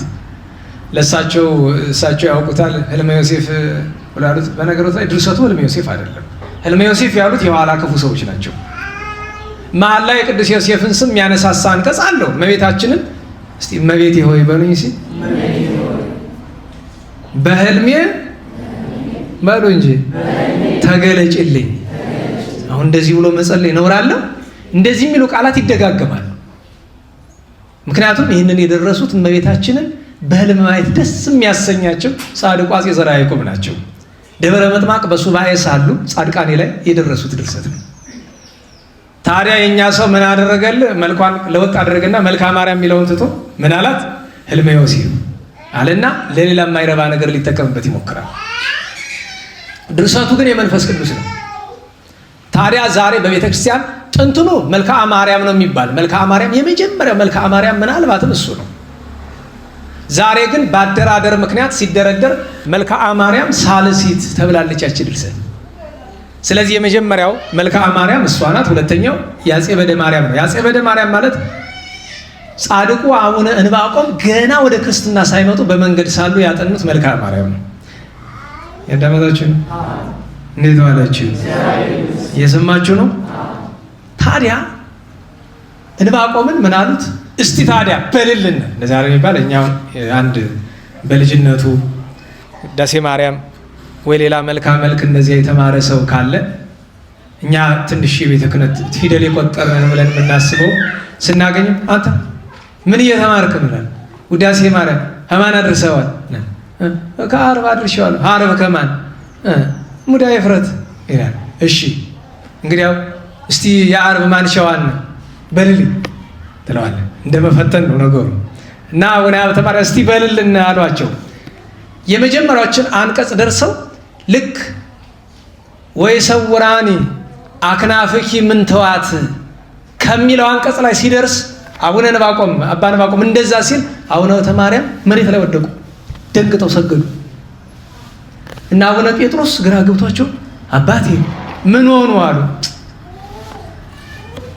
መንታ የሆኑ ማለትም ሁለት ክንፎችሽ በመከራ ቀን ይጋርዱኝ ብሎ እመቤታችን ሲጠራት አጥፏን ዘርግታ ስትጋርደው አይቸኩሉ። ልብ በሉ። አቡነ ዕንባቆም አምኗል፣ ተጠምቋል። ግን ፍቅሯን ቅድም ጌታችን በመንገድ ወንዝ አሻገረው ብያቸው የለ። አሁን ደግሞ አስፉን። ታዲያ እኛ እኮ በነገራችሁ ላይ ርዕሳችን ድንግል ሆይ በፍጹም ልቤ እወድሻለሁ ነው አይደለም? በፍጹም ልባችን ከወደና እንኳን እኛ በእምነት የሥላሴ ልጅነት ያገኘ ነው። ገና እኮ ፍለጋ እሷን ፍለጋ የመጣ ላልተጠመቀው ያደረገችውን ተመልከቱ። ከዚያ በኋላ አቡነ ጴጥሮስ አስተማሪ ሰጡት፣ ተማረ፣ ዲቁና ተቀበለ። በድንግልና የነበረ ቅስና ተቀበለ። በደብረ ሊባኖስ ሲያገለግል ኖረ። ከዚያ ኢትዮጵያ በገባ 18 እና 16 ስንት ነው? 34 አትሉ? ኧረ በሞቴ እንዴት ዋላችሁ? 18 እና 16 ኢትዮጵያ በገባ በ34 ዓመቱ በተጠመቀ በ29ኛ ዓመቱ የደብረ ሊባኖስ የታላቁ ገዳማችን የደብረ ሊባኖስ አበምኔት ወይም እጨጌ ሆኖ ተሾመ። ለ3 ዓመት አገለገለ። በ3ኛው ዓመት ነገረ ሰሪዎች ከአፄ ልብነ ድንግል ጋር አጣሉት። ምን ብለው? ይሰድብሃል፣ ይረግመሃል፣ ይንቅሃል፣ በጸሎት ስምህን አያነሳም ብለው። ዛሬ ብዙዎቹ እንደዛ ሲሉ አሰቡ። እንዴት ዋላችሁ? በየስፍራ ውስጥ ሄዱ። እገሌ ወደ ጳጳሶቹ ይሄዳሉ፣ ወደ ምናምን ይሄዱና እገሌ እኮ በዚህ ጉባኤ ሲሰድባችሁ ነው የሚለው። ይሄ ጉባኤ አንድም እንዲቋረጥ ምክንያት የሆነበት እሱ ነው አይደል? በየስፍራው እየሄዱ እየሰደባችሁ እኮ ነው። መቼስ ችግር አይደለ። እንዲያው ያንን ለንጽጽር ለዚህ ላነሳው ፈልጌ አይደለም። የኔም የማርበው የእናንተም ለዚህ ያለ ትልቁ ነገር መሰለኝ። ግን እኔ ግራ ይገባኛል። አባ መቃርስ ራባዊ የሚባሉ አራተኛው መቃርስ የሚባሉ ታላቅ ጻድቅ ብሔራውያን ገቡ። ታስታውሷቸው ከሆነ መነኮሳት፣ ነገስታት፣ መኳንንት የእግዚአብሔር መልአክ ይዟቸው ብሔራውያን ሲሄድ አባታችን አንዲት የህይወት ቃል ንገረን ብለው ሲሏቸው ምንድን ያላቸው? ይጹም አፉክሙ እምነገረ ውዴት ወሐሜት፣ ከሐሜትና ከነገር ስርዓት አፋችሁ ይታቀብ ብሏል። ነገር ስርዓት ምን ያደርጋል? አንተ ስተት ተነግሯል ብለህ ካሰብክ ሰውየውን ሄደህ አትጋፈጠው? ምን ሄደው ነገር ያሰራል? ስተት ሰርቶ እኮ ነው። ደግሞ በነገራችሁ ላይ እሺ ባለስልጣን ጉልበተኛ ምናምን ቢሆን ልትፈራው ትችላለህ። አንድ መድረክ ላይ ቆሞ የሚለፈልፍ ሰው አጠፍቷል ብሎ ካሰብክ ምንድን ነው መድኃኒቱ? ማስረጃህን ይዘህ ትመጣና አንተ እንደዚህ ያልከው ስተት አይደለም መጽሐፍ አይልም ለምን አመጣኸው? ገሌን ተሳደብክ ምናምን ብሎ መነጋገር እንጂ ነገር ስርዓት ማንን ሊጠቅሙ? ራሳቸውን። መጽሐፍ ይላል ሀመይዎ ለእግዚአብሔር፣ ሰውን ማማት። ቅዱስ ሙሴ መጀመሪያ እርስ በርስ ሲስተማሙ ነበር እስራኤል። ቀጥሎ ከፍ አሉና ማንን ማማት ጀምሩ? ቅዱስ ሙሴ። ከዚያ ቀጥሎ እግዚአብሔርን ሀመይዎ ለእግዚአብሔር፣ እግዚአብሔርን አሙት እንዘ ይብሉ ይክልኑ እግዚአብሔር ሰሪያ ማይድ በገዳም፣ በበረሃ መና አወረድኩላችሁ የሚለን እግዚአብሔር መቼ ይችላል? ሎቱ ስብሐት አለ። ይዝብ ኮኳ አለትን በበትር መምታት ወይ አወዝማይ ውሃ ማፍለቅ እንደምን ይቻለዋል ብለው እግዚአብሔርን አሙ። ምን አለው እግዚአብሔር ለሙሴ? አውርዶሙ ቆላ ተሐራስ ይቦናል። እስቲ ወደ ቆላ አውርዳቸው። ለምን ምን ብለዋል? ያለንበት ለሰማይ ቅርብ ነው። ከዚህ ሰማዩ ዝቅ ምድሩ ብቅ ቢልለት ውሃ ፈለኩ መና አወረድኩ ይለናል። በረሃብ ቢሆን መቼ ይችል ነበረ ብሎ እግዚአብሔርን አሙ። ወደ ቆላ ተሐራስ ይቦና አወረዳቸው። ከዚያ ቆላ ከመገባቸው በኋላ ምን ላከባቸው? ኮብራ እባብ ታውቃላችሁ? በእናንተ ቋንቋ ነው ኮብራ እንጂ በእኛ ቤተክርስቲያን ኮብራ አይደለም የሚባል። እባብ ላከባቸው፣ ፈጃቸው። የናሱ እባብ የተሰራበት ምክንያት እሱ ነው። ምን ለማለት ነው? እርስ በርስ መተማማት። ነገር መሰራራቱ ለአንድ ክርስቲያን ገንዘብ አይደለም። በነገራችሁ ላይ አንድ የማያምን ሰው ቢያማ ነገር ቢሰራ አያስገርመንም። እንዲሁ ክርስቶሳውያንን ብለን እርስ በርስ ተማምተን ነገር ተሰራርተን ሀቅ ካለ አደባባይ ውጣ እና እንነጋገር። የመጽሐፍ ቃል ታብሏል ብለህ ካሰብክ ና። ዓላማችን፣ አምላካችን፣ ጎዳናችን፣ መምህራችን ኢየሱስ ክርስቶስ መድኃኔዓለም ነው። ከሱ ቃል የወጣ ነገር ካለ ና። ዳኛው መጽሐፍ ነው ይላሉ የእንታ ሊቀ ሊቃውንት። እና በዳኛ ፊት በመጽሐፍ ፊት እንነጋገር። ምን ነገር ያሰራ? ነገሩ የመጣ ለንጽጽር አይደለም። እዚህ ጋር የተደረገው ነገርና የቅዱሱን ነገር ለማነጻጸር አይደለም። ለምን ደህና ብላችሁ የቅዱሳንን ነገር ለኛ ምሳሌ ለማድረግ መሞከር ወርቅና ከሰልን ማናጸር። ወርቅና ከሰል ይናጸራል? እንዴት ዋላችሁ? እንዲሁ ለንጽጽር እንኳን ለምሳሌ ወርቅና ብርን መቼስ ባይመጣጠኑም የሆነ ነገር አላቸው አይደል? ወርቅና ከሰል ማናጸር እኮ ነው። የቅዱሳንን ነገር ለኛ ምሳሌ አንጠቅሰው ከነሱ ትምህርት ለመውሰድ ያክል ብቻ ነው። ነገረ ሰሪዶ እንደዚህ ሲያጣለው አፄ ልብነ ድንግል ጻድቅ ነው፣ ደግ ሰው ነው። ግን በዚህ ነገር ተሳሳተ።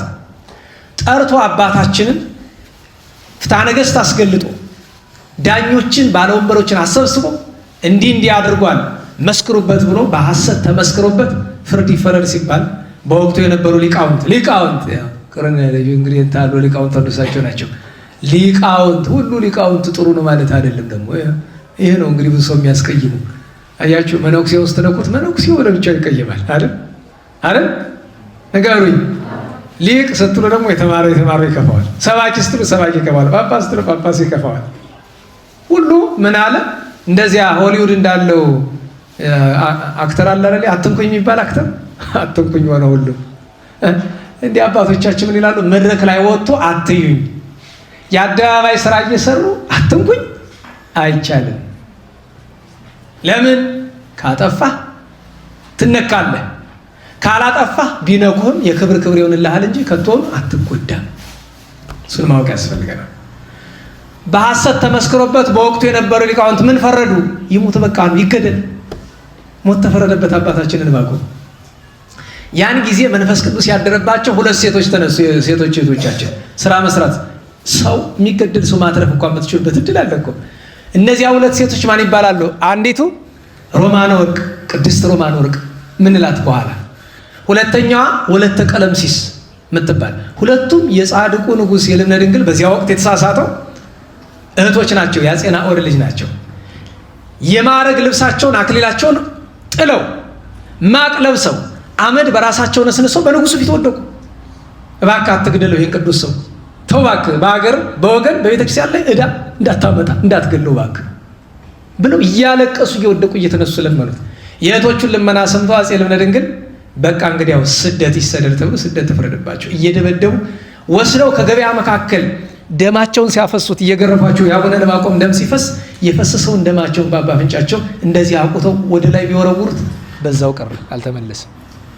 ደህና ዋላችሁ። ምንም ነገር ፈሳሽም ቢሆን እርጥብ ነገር ወደ ላይ ቢወረውሩት ይመለሳል አይደል? ሄደ በዛው። ይሄ ነገር በተደረገ በወራት ልዩነት ማን መጣ? ግራኝ አህመድ እምሽክ አድርጎ አጠፋው አገሩ።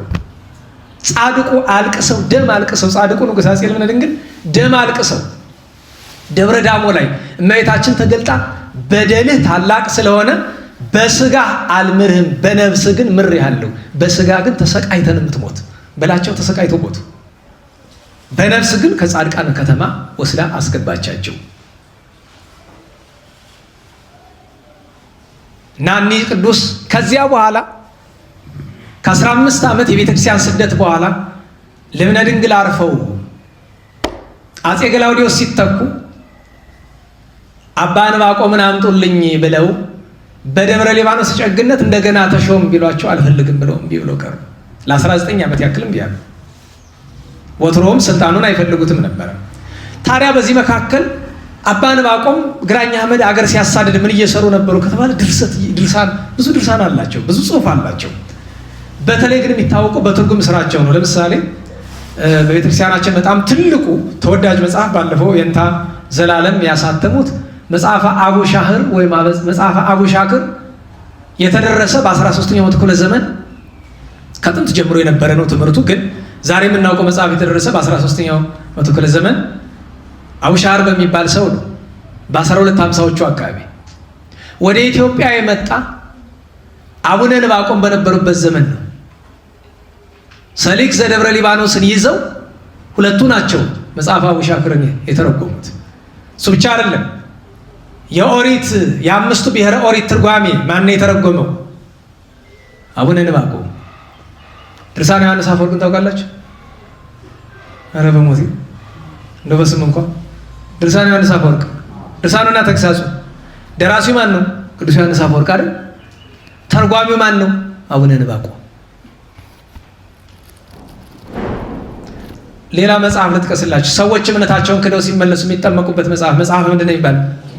መጽሐፈ ቄደር፣ የግብፃውያን ቄደር አለ። አሁን የምናውቀው ቄደር ግን እኛ ቤተክርስቲያናችን የምንጠቀምበት የጻድቁ የአቡነ ዕንባቆም ነው እኮ። በጣም ብዙ ድርሰቶች አሏቸው፣ ትርጓሚያት አሏቸው። በነገራችሁ ላይ ገናና ክብራቸውን ማወቅ ከፈለጋችሁ ብዙ ጊዜ ኢትዮጵያውያን ቅዱሳን አሁን በምናውቀው ስንክሳር ውስጥ ጥቂት ናቸው አይደለም? የእሳቸውን ስም ብሎ ነው የሚጠራ የዛሬ ስንክሳር። አብ ክቡር ይላል፣ ክቡር አባት ሰባኪ ሃይማኖት፣ ሃይማኖትን የሚሰብክ በዓለ ዝክር ሰናይ በጎ ስም አጠራር ያለው አለና አምሳሊሆሙ ለሐዋርያት አለ። 15 ዓመት ግራኝ አህመድ ክርስትናን ሲያጠፋ እየተከተለ በብዙ ጭንቅና መከራ 2 ስራ ይሰራ ነበር። አንደኛ የካዱትን እየዞረ ያስተምር ነበር እንደ ሐዋርያት። ሁለተኛ የጦቢት ስራ ይሰራ ነበረ። የሞቱትን መቅበር መደበኛ ስራው ነበረ። እና ታዲያ በጣም የሚቸግረው ነገር አቡነ ዕንባቆም መገነዣ እናላችሁ ከቀበራቸው በመቶዎች የሚቆጠሩ ሙታን ውስጥ አንዱንም ከቶኑ ያለ ልብስ ያለ መገነዣ አልቀበራቸውም። የራሱ ሲያልቅበት እየዞረ እየለመነ መቅበር ጀምሮ ነበረ። የሞቱትን ይቀብራል፣ ያሉትን የካዱትን ያስተምራቸው ነበረ። በመጨረሻ ግን ግራኝ ኢትዮጵያን ቤተክርስቲያንን ማጥፋት በጀመረ በ13ኛው ዓመት ዛሬ በቤተክርስቲያን በጣም ተወዳጅ የሆነችውን ድርሰቱን ደረሰ። አንቀጸ አሚን የምትባል በግዕዝና በአረብኛ ነው የጻፋት። በነገራችሁ ላይ ታውቃላችሁ አቡነ ዕንባቆም ወደ 11 ቋንቋ ይናገር እንደነበር። 11 ቋንቋ ይናገር ነበር። አረብኛ፣ ግዕዝ፣ ዕብራይስጥኛ፣ አረማይክ፣ ሱርስ፣ ይሄ ላቲን ቋንቋ፣ ሮማይስጥ የሚባለው እነዚህን ሁሉ ይናገር ነበር ይባላል። እና በግዕዝና በአረብኛ ጽፎ ለማን እንደላከለት ታውቃላችሁ? ለግራኝ አህመድ። እና አንቀጸ አሚን ምንድን ናት? በመጽሐፍ ቅዱስና በቁርአን በክርስትናና በእስልምና መካከል የተጻፈች ንጽጽር ናት። ምክንያቱም ከእስልምና አይደል የመጣ አባታችን ዕንባቆም እንደዚህ አድርጎ ላከለት። እና የሚገርማቸው ነገር ግራኝ አንብቧት ከመገረሙ የተነሳ ይህን ሰው እያምጡልኝ በደንብ ያስረዳኝ ብሎ ነበር ይባላል። እሳቸው ግን ፈቃደ እግዚአብሔር ቢጠይቁ አትሂድ አላቸው እና አልሄዱም። መጽሐፉ በደረሰው በዓመቱ ገላውዲዮስ ግራኝ አህመድን ዘንተራ ወይም ግናይ በር የሚባለው እዚህ ደንቀዝ አካባቢ ገደለው። ኢትዮጵያ ወደ ነበረ ሰላሟ ተመለሰች በመጠኑም ቢሆን። ከዚያ በኋላ አፄ ገላውዲዮስ 19 ዓመት ነግሶ በ1552 ዓመተ ምህረት ሊሄድ ሲል ከእሱ ጋር አብሮ የነበረው የደብረ ሊባኖስ ጨጌ የነበረው ጻድቁና ሰማዕቱ አቡነ ዮሐንስ መጥቶ አባቴ ሆይ ባርከኝ ብሎ ሲል ልጄ ዮሐንስ አለው። አቤት ወዴት እየሄዳችሁ ነው? ከንጉሱ ጋር ወዲያ እየሄድን ነው። ሰማዕትነት ይጠብቃችኋል፣ አይዞ ጽኑ ብሎ ትንቢት ነገር። አባቴ ጸልይልኝ አለ። እንግዲህ ሰማዕትነት ይጠብቃል እያለው መቅረት ይችል ነበር አይደል? አልቀረም። ሄደ። አባ መቃርስ የሚባሉ ኢትዮጵያዊ ጻድቅ፣ አባ ዮሐንስ የደብረ ሊባኖሱ ጨጌ እና ንጉሱ አፄ ገላውዲዮስ በአሕዛብ ሰይፍ ታርደው ሰማዕትነት ተቀበሉ። መቼ? መጋቢት 27 ቀን በ1552 ዓመተ ምህረት። ከዚያ ተሽጦ የነበረው አፄ ሚናስ የአፄ ልብነ ድንግል ልጅ ተመለሰና ንጉሥ ሲሆን ሄዶ አቡነ ዕንባቆምን ወድቆ እባክዎት ወደ ጨጌነት ይመለሱልኝ ብሎ ለመናቸው። እሺ አሉት።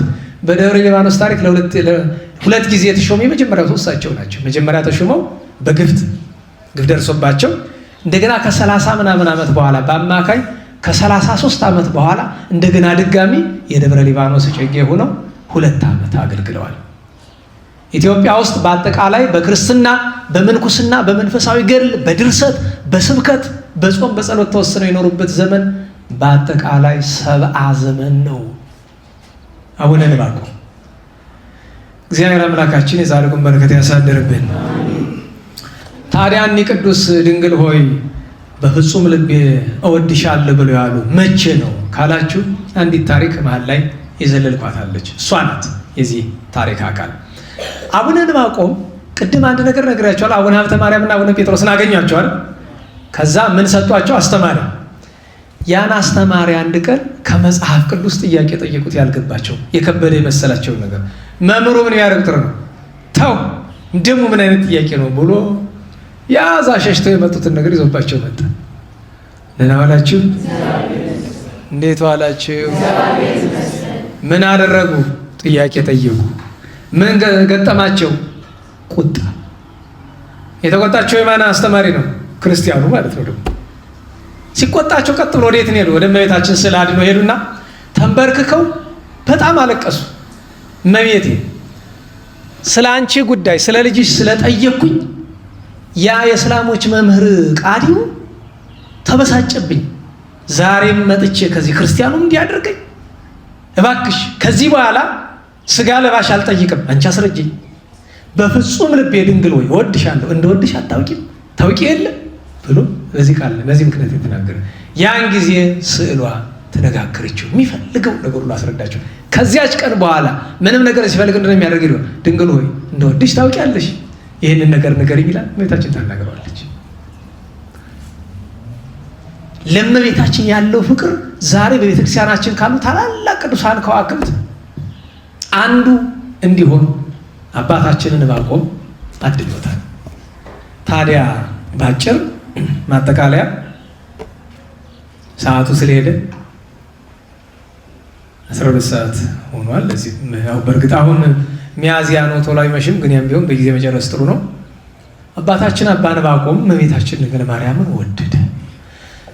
መሰረታዊ ጥያቄ እኛስ ነው። ይህን ትምህርት ያመጣሁት እኛም እመቤታችን እንወድሻለን እያልን በከንፈራችን እንድንደልላት አይደለም። ነገር ግን እስኪ በሞቴ ሶስት ነገሮችን እንድንሞክር አደራ ለማለት ነው። ዛሬ እመቤታችን ናት። እመቤታችን ከሚወዱ ቅዱሳን መካከል አንደኛው አባ አርከ ስሉስ ነው። አባ አርከ ስሉስ ማለት የአባ ጊዮርጊስ ዘጋስጫ ደቀ መዝሙር ነው። በነገራችን ላይ አቡነ ዕንባቆም ጠዋት ማታ ይጸልይ የነበረ ከዳዊትና ከውዳሴ ማርያም በተጨማሪ አርጋኖን ነው። ምክንያቱም አቡነ ዕንባቆም ወደ ኢትዮጵያ የገባ አባ ጊዮርጊስ ካረፉ በአማካኝ ከ60 ዓመት በኋላ ነው። እና አባ አርከ ስሉስ በአርኬ ድርሰቱ ዛሬ ላይ ያለው የስንክሳር አርኬ አይታችሁት ምን ይላል? ሰላም እብል እንዘ እሁ ብጻ፣ አድናቆት፣ ምስጋና፣ ክብር ለአንቺ እያቀረብኩ እንዲህ ላለው ለድንግልና ኪክልየ፣ በሁለት ወገን ድንግል ለመሆንሽ በሁለት ወገን ላለሽ ድንግልና እንተ ውስጡ አፋ፣ እሱም በአፋ በውስጥ ነው ድንግልናሽ፣ በሐሳብሽም በህሊናሽም በስጋሽም ድንግል ለመሆንሽ ምስጋና አቀርባለሁ። ማርያም እግዝእት አለ። ድንግል ማርያም ሆይ አንቺ እመቤት ነሽ። ምንድን ነሽ? አቤት! በነገራችሁ ላይ ቀዝቃዛ ሰው ለዓለሙ ደስ ይላል፣ ለእግዚአብሔር ፍቅር ግን ቀዝቃዛ ሰው ደስ አይልም። እመቤት ነሽ ለማለት ምንድን ነው ልባችሁን የጎተተው? ምንድን ነሽ አላት?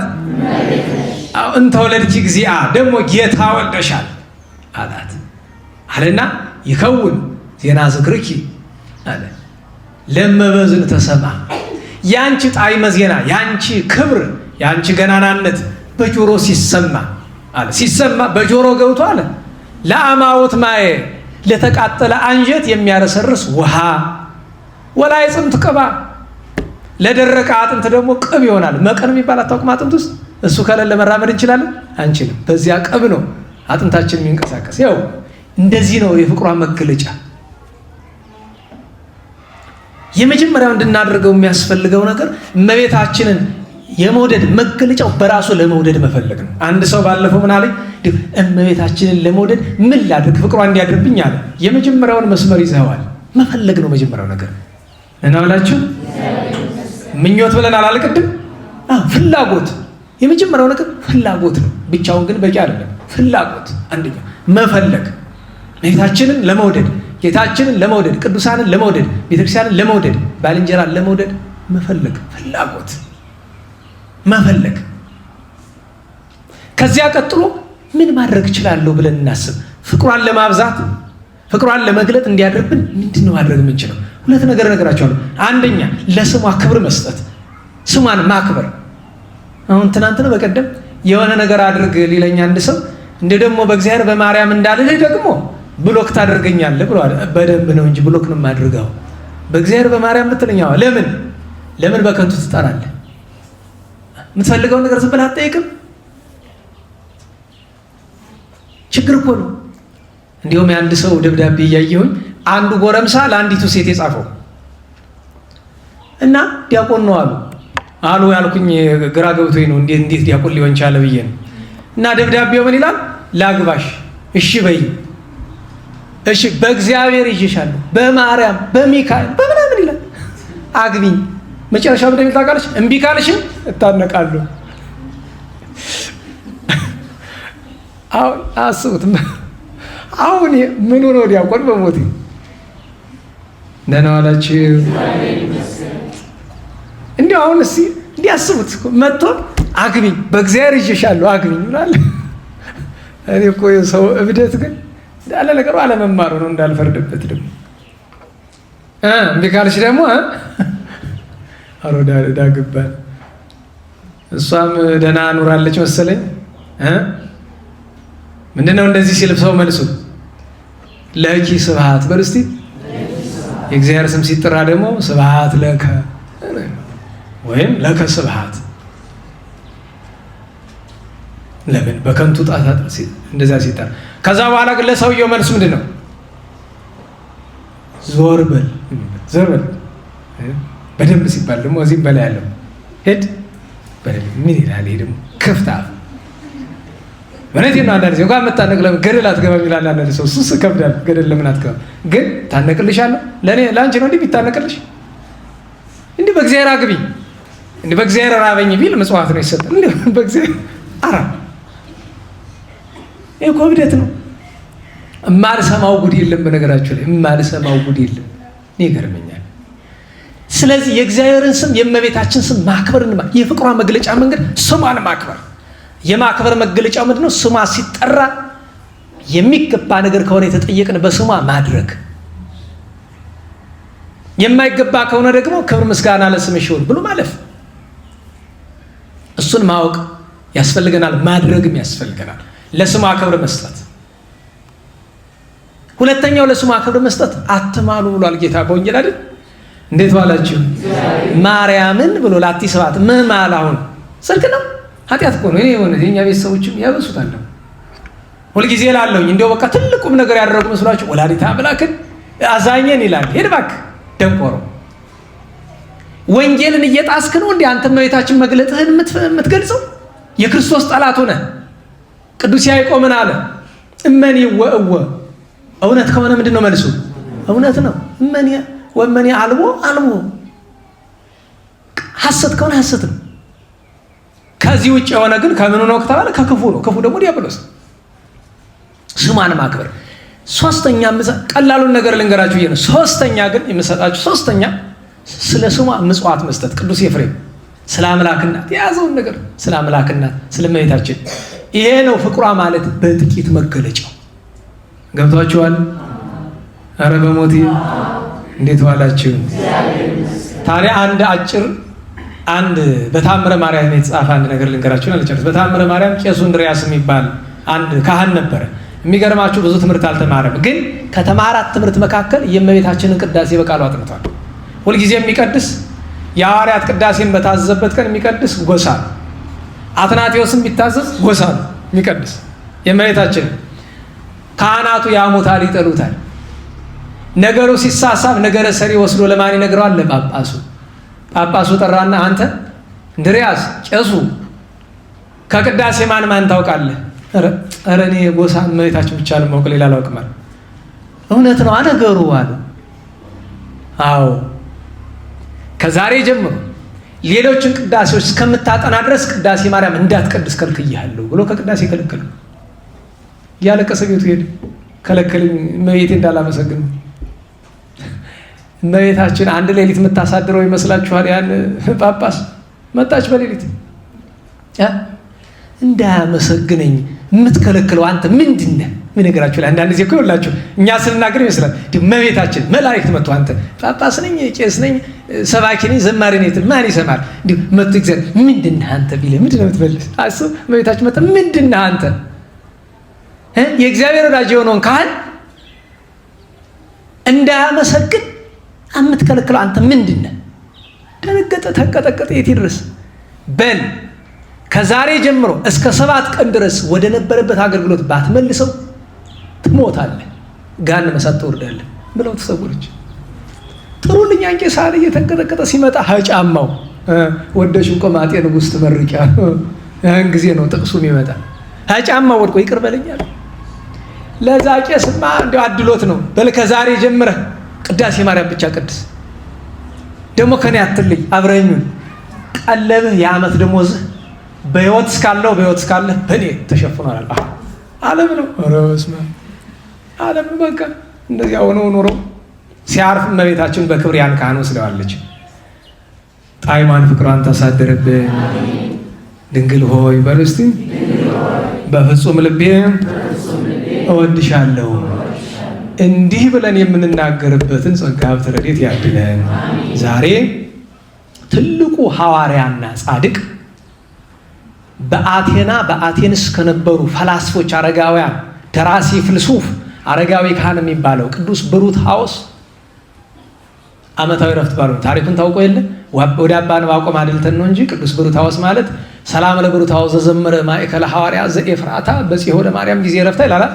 በ64 ዓመቷ እመቤታችን ስታርፍ ተገኝቶ የመጀመሪያውን ከወንጌል ውጭ ያለውን ከመጽሐፍ ቅዱስ ውጭ ያለ የመጀመሪያ ውዳሴ ማርያም የሚባል ድርሰት ከኛ ስላልደረሰ ነው እንጂ እመቤታችን በእረፍቷ ቀን ደርሶ በጣዕመ ዜማ ያመሰግናት ቅዱስ ብሩታዎስ ነው። ሐዋርያ ነው። ዓርብ እግዚአብሔር ፈቅዶ ሰዓት ከተረፈልን እንተርከዋለን። የእመቤቴ ወዳጅ የሐዋርያው ቅዱስ ጳውሎስ ደቀ መዝሙር በአቴንስ ካህን የነበረ ትሁት አረጋዊ ካህን ሐዋርያ ነው። ሌላ ዛሬ ከኢትዮጵያውያን ቅዱሳን መካከል ሌላኛው አባ ሀደራ የሚባሉ ጻድቅ ታውቃላችሁ? ትግራይ ተንቤን ገዳም ትልቅ ገዳም ያላቸው አቡነ ሀደራ። አንዲት መገለጫ ልስጣችሁ። ገና በልጅነታቸው ጉባኤ ተማሪ እያሉ የዜማ የድጓ ተማሪ ነበሩና ድጓ እየተማሩ ዛሬ ጥሩ ነው ድጓ መምህሩም ስላሉ የድጓ ተማሪ እያሉ ተማሪው በሙሉ ተምሮ ከጨረሰ በኋላ ቅጸላ ሲሄድና ሄዶ የሚያድሩበት ቤተክርስቲያን አካባቢ ሲያድሩ እሳቸው ግን ከቤተክርስቲያን ቅጥር ግቢ አድረው አያውቁም። እና ተማሪዎቹ ምን እያሉ ያሟቸዋል? የሀብታም ልጅ ስለሆኑ ከጉባኤ ቤቱ ቤታቸው ቅርብ ስለሆነ ከቤተሰብ እየሄዱ ያድራሉ። ለምን? ለአንድ ተማሪ ከቤተሰብ ቤት ማደር እንደ ውርደት ነው የሚቆጠር። ያሰንፋል ስለሚባል ማለት ነው። ያሰንፋል ስለሚባል እንደዚያ ነው የሚቆጠር። እና ያንን ድጓ ያንን ዜማ እየተማሩ ወደዚህ ሆኖ እንጂ የምታውቋቸው ናቸው እኮ ነናዋላችሁ አዲስ ሰው አይደሉም። ማክበሩ ጥሩ እያለ ግን እንደዚህ ያፈጣል ሰው ምን ነናዋላችሁ። እና እቺ ነገር ስትሳሳብ ነገር ስርዓት ቅድም ብያችሁ ያለን ነገረ ሰሪ ሄዶ ለማን ይናገራል? ለድጓ መምህሩ ለዜማ መምህሩ ይነግራቸዋል። አረ እንዲህ እያደረገ ሰነፈለውት ይላቸዋል። እሳቸው ደግሞ እስቲ ልከታተለው ብለው ይሉና አንድ ቀን ወንበር ሲፈታ ተከትለው ይሄዳሉ። ሄዶ ከቤቱ አይደለም የት ቢገባ ጥሩ ነው፣ ትልቅ ባህር ውስጥ ልክ ሲገባበት ባህሩ እንደ መብረቅ ማብለጭለጭ ጀመረ። ሌሊቱን በሙሉ ሰጥቦ ሲጸልይ አድሮ ልክ እሱ ሲወጣ ባህሩ ተመልሶ እንደነበረው ሆነ። ጉባኤ ላይ አለቀሱ። ተማሪያቸውን ከበተኑ በኋላ ቆየኝ አደራ አንተ ቆየኝ አሉ። ከእግሩ ወደቁ። ይቅር በለኝ አሉት። ኧረ አባቴ ምን በድለው ይላል። እኔ ያውቃለሁ የበደልኩት ዝም ብለህ ይቅር በለኝ አለ። እግዚአብሔር ይቅር ይበለን አላቸው። ኋላስ ቢሰማ ለካ ይተውታል። ክብሬ ከተገለጠ ምን አደርጋለሁ ብሎ ጠፍቶ ሄደ። እዚያ በኋላ ከሚታወቁ ኢትዮጵያውያን ታላላቅ ቅዱሳን በሰሜኑ ኢትዮጵያ ክፍል ከነበሩት መካከል አንዱ አባታችን አባ ሀደራ ነው። እግዚአብሔር በረከቱን ያሳድርብን። ነገ ከብዙ በዓላት መካከል አቡነ ተክለ ሃይማኖት ዓመታዊ በዓላቸው ነው። ነገር በ22 ሚያዝያ 22 ከሚቀርበን የአባታችን ተክለ ሃይማኖት ቤተክርስቲያን መሳለም ይገባል ነው። ከዚህ በላይ ብዙ ላቆያቸው አይገባም። የትምህርታችን ርዕስ ድንግል ሆይ በፍጹም ልቤ እወድሻለሁ፣ ጣዕመ ፍቅሯን ማዛ ፍቅሯን ጣዕመ ውዳሴዋን ታሳድርብን። ስማቸውን ከጠራን ካልጠራን ቅዱሳን ጸጋ በረከት ያሳድርብን። ለምስጋና እንነሳ።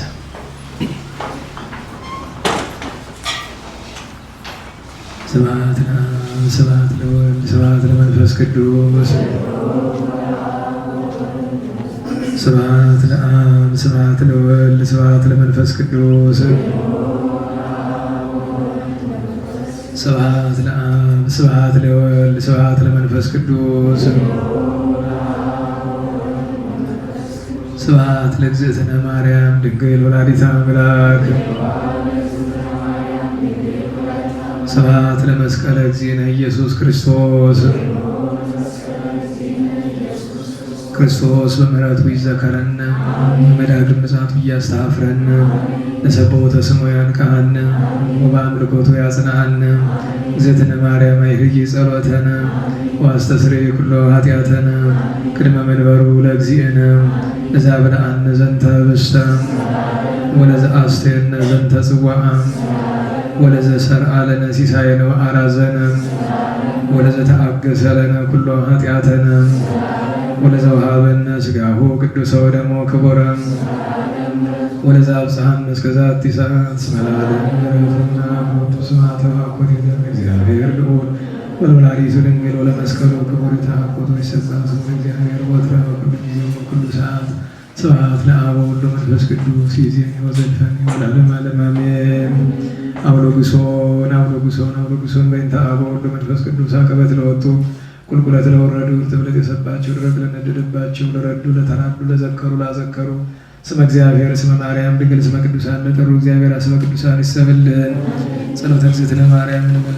ሰላም ለኪ ዘንሰግድ ማርያም እንስተው ማርያም የተማይጸንንኪ በአምኪ ያቂማውኪ ማህበረን ያው ድንግል ማርኪ ጸሎተ እግዝእትነ ማርያም ድንግል ወላዲተ አምላክ ታበዩ ሲል እግዚአብሔር ተታሰይ መንፈሴ በአምላኪ ወመዳኔ እስመሬ ማማላ መቱራው ይዚስ ያስተመስኩን ኩሉ ተልብስ መገብረ ዲታ ያብያቶ ቅዱስ ስሙ ወሳይሉን የለትውልደ ትውልድ ለለ ይፈረሙ ግብረ ኃይል በመዝራይቱ ወዘረው ለለ አብዩሊና ልበሙ ነሰቶ መላየናን መናብርቲሆሙ አይበው መለቱ ታማስገሙ በረከቱ ለሩማን ፈኖ ወራቆሙ ለቡናኑ ተወፉ ለእስራኤል ቁሌዎም ወዘከረ ሳይሉ ዚቢሉ ለአበዊነ ለአብርሃም ወለዘሩ እስከ ለዓለም ባርክና ቅድስና ምስጋና ማይሰል ተብልሃል መዝገበ በረከት መዝገበ ቅዱሳት መዝገበ ነጽ መዝገበ ራእይ መዝገበ የዋሃት ባርክና በእጌኪ በከመ ባረኪ ወለኤፍሬም ወቆርኪ በበረከተ ወልድኪ ወአቡ ወመንፈስ ቅዱስ ስብሐት ለአብ ወወልድ ወመንፈስ ቅዱስ ለዓለሙ ለዓለመ ዓለም እንደ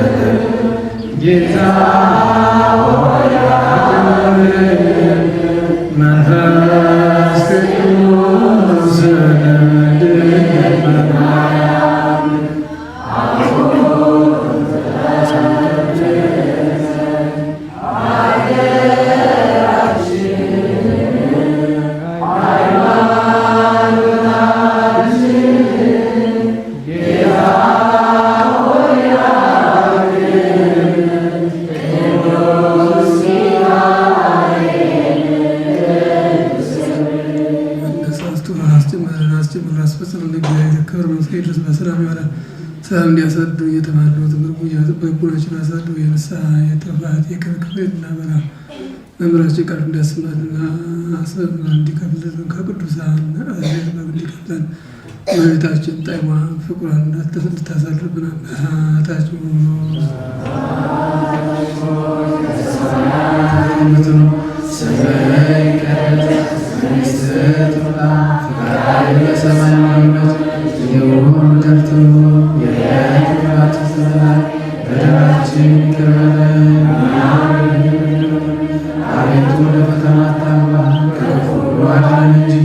መንግስት ያንተ ናትና ኃይል፣ ክብር፣ ምስጋና ለዘላለሙ አሜን። እመቤታችን ቅድስት ድንግል ማርያም በመልአኩ በቅዱስ ገብርኤል ሰላምታ ሰላም እንልሻለን።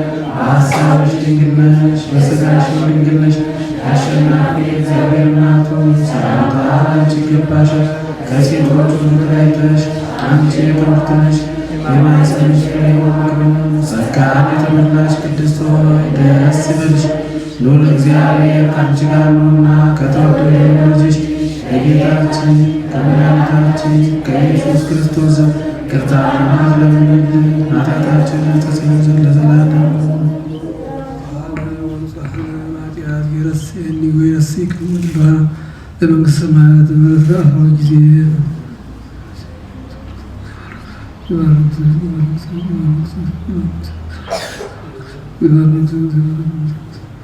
ለዛሬ መሰረት ነው ዘበሰቀት በእንደ ተባረከማሁ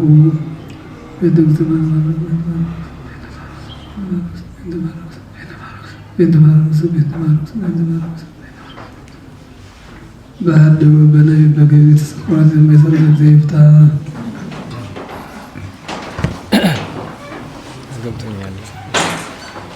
ስለነበረን ጊዜ ቅዱስ እግዚአብሔር አምላካችን ስሙ የተመሰገነ ይሁን።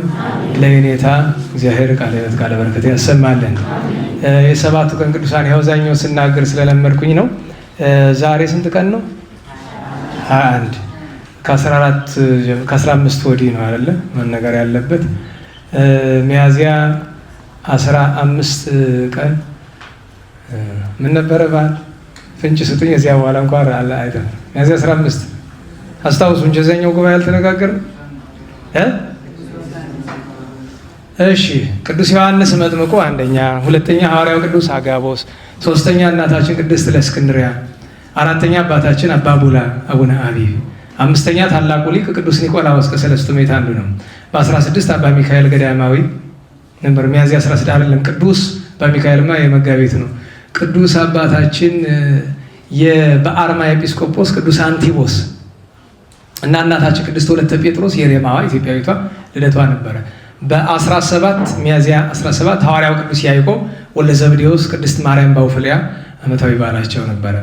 በ18 ሚያዝያ 18 ቅዱስ አባታችን አባ ቡላ በድጋሚ ቅዱስ ሚካኤል ከሞት ያስነሳበት የሰማዕትነት መታሰቢያቸው ነው። ቅዱስ አውሳቢዮስ አለ። አባ ጴጥሮስም ዓመታዊ በዓሉ ነበረ። ሰማዕታተ ጠርሴስ ነው። በ19 ታላቁ ቅዱስ አባ በብኑዳ ጻድቁ ሳይሆን በብኑዳ ሰማዕቱ ዓመታዊ በዓላቸው ነው። ቅዱስ ባሴቅ የሚባል ግሩም እስቲ አርብ ከቻልን እንትርካለን። ቅዱስ ባሴቅ የሚባል የፋርስ የአሁኗ ኢራን ሰማዕት ነው። እንደዚሁም በግብፅ ከተሰዉ ቅዱሳን ሰማዕታት መካከል አባ አብርሃም፣ አባ ዳዊት እና አባ ዮሐንስ የሚባሉ 3 ቅዱሳን ሰማዕታት የዛን ቀን ዓመታዊ በዓላቸው ነው። በ19 አይደል በ20 ነው እንጂ በ19 ቅዱስ በብኑዳ ብለናል አይደለም?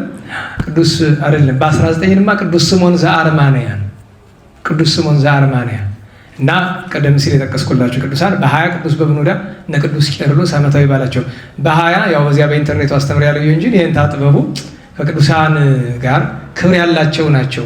በቀደም ትናንት ነው እንጂ ስናገር የሰማችሁ ካላችሁ ያው ምናልባት ለእኔንታ በምስጢር ልንነጋገራለን የምንችል እናንተ ጋር ግን ልናወራው የሚከብድን ነገር አለ። የእሳቸው ክብር የተገለጠበት ካረፉ በኋላ እና በእውነቱ እሳቸውንም እናስባለን። መቼስ በዘመናችን የተነሱትንም ማክበር ስለሚገባ ዛሬ በ21 ያለውን ተነጋገረና ነገ በ22 አባታችን ተክለ ሃይማኖት አሉ። ቅዱስ ለእስክንድሮስ የ318 ሊቃውንት ሊቀ መንበር ነው።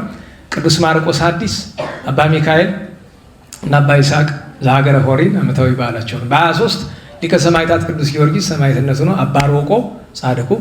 በ24 ቅዱስ አባ ስንቱዩ ወይም አባ ሽኖቴ ወይም ሲኖዳ ሽኖቴ፣ ስንቱዩ፣ ሽኖዳ ተመሳሳይ ስሞች ናቸው። አባ ስንቱዩ ገባሬ ተአምራት የሆነ ጳጳስ ነው እና ሰማዕቱ ቅዱስ ጻና ዓመታዊ በዓሉ ነው። በ25 እናታችን ተወዳጇ ቅድስት ሳራ ከሁለት ልጆቿ ጋር በእሳት የተቃጠለችው ታሪኳ በቅዱስ ጴጥሮስ ተፍጻሜተ ሰማዕት ውስጥ ያለው ማለት ነው። የዚያን ቀን ከኢትዮጵያውያን ጻድቃን አቡነ ገብረ ማርያም የገዳመ ልሆኝ ጻድቁ ዓመታዊ በዓላቸው ነው። እንደዚሁም ከግብፅ ገዳማት አባ በብኑዳ ገዳማዊ ቅድም ሰማዕቱ ነው ብያቸዋለሁ፣ ይኸኛው ገዳማዊ ነው። በ26 ሰማዕቱ ቅዱስ ሱስንዮስ ወልደ ሱሲ፣ እንደዚሁም ከባቢሎን ኢራቅ ከተገኙ ሰማዕታት መካከል ቅዱስ ዮሐንስ ወልደ ጸራቢ ዓመታዊ በዓሉ ነው። በ27 ደገኛ ስም አጠራሩ የከበረ ደግነቱ ያማረ ሰማዕቱ ቅዱስ ፊቅጦር ዓመታዊ ሰማዕትነት በዓሉ ነው። እነ ቅድስት ማርታ፣ እነ ቅድስት ዓመተ እግዚእ፣ ሌሎችም ቅዱሳት አንስት የዚያን ቀን ዓመታዊ በዓል አላቸው። የዛሬ ሳምንት 28 ነው። ቅዱስ ብስጣውሶር ዘሀገረ መቅሱር ሰማዕት ነው። ታላቁ ቅዱስ ሜሊዮስ የደብረ ኮራሳቱ ዓመታዊ በዓላቸው ነው። ይሄ ሳይነገር ስለቀረ ነው። እንግዲህ ያው ሊቃውንቱ እንመርቃለን በድጋሚ ያው ቢያመሰግነው ያመሰግነዋል እንዳይሆንብን ነው እንጂ ያው አንድ ነገር በግልጥ ልንገራችሁ። ይሄ ከተለየ ከማመስገን አይቆ ሊቅነታቸው ሀገር ያወቀው ነው። የሁሉም ግን ነገረ ቅዱሳን እንዳይቋረጥ ጥረት ያደርጋሉ። ዛሬ ሁለቱ የተገኙበትን ምክንያት እሱ ነው። ቸክ ለማድረግ ይመስለኛል። ይህ ሰውዬ መጥቷል አልመጣም ለምን ቢባል እውነቴን ነው። እኔ አንድ ቀን የገጠመኝ ልንገራቸው። እዚህ ተበሳጭቼ ጀብራሬ ነገር ስለሆንኩኝ ተበሳጭቼ ሄድኩና እዚህ በፊት ተውኩት ጉባኤ 2 ጊዜ 3 ጊዜ ቤት መጡ። የሚገርማችሁ ሲመጡ እኮ አለው ቤት እያንኳኳ አልከፍት ንዴት ያለቀኝ ስላለ እንግዲህ አስቡት። 4 ጉባኤ መምህር ናቸው። ልኩራ ካሉም ያኮራ ነገር ሞልቷቸዋል። እና ኋላ ገባኝና አንተ አንዲት ቃል ናት ከቅዱሳን ጋር አታጣላን እባክህ። ለምን ያው አናደውኝ እንደተወኩ ያው እሳቸው ባይሆኑም አናዳጁ ግን ከመጣ አይለቅም በደረቅ አበሳ ይባላል። እውነቴን ነው። የቅዱሳንን ፍቅራቸውንም ጠባቸውንም ማወቅ ጥሩ ነው እና እድሜ ጤና ይስጥልን ለመምህራን አባቶቻችን አስጀምሮ ያስፈጸመን በሰላም ቸሩ መድኃኔዓለም እንቅፋት ሳይመታን እሾህ ሳይወጋን ኃጢአት ሳይሰለጥንብን በደልም ሳይገዛን የብርሃን መላእክት በፊት በኋላ በቀኝ በግራ እየጠበቁን ለጊዜ ወደየቤታችን ለፍጻሜው ተስፋ ወደምናደርጋት መንግሥተ ሰማያት ከተከፈተች ገነት ከተነጠፈች ዕረፍት ከአባቶቻችን ርስት ሁላችን በሰላም ያደርሰን። ስብሐት ለእግዚአብሔር ልዑል ወለወላዲቱ ድንግል ወለመስቀሉ ክቡር ዕፀ ሣህል አሜን።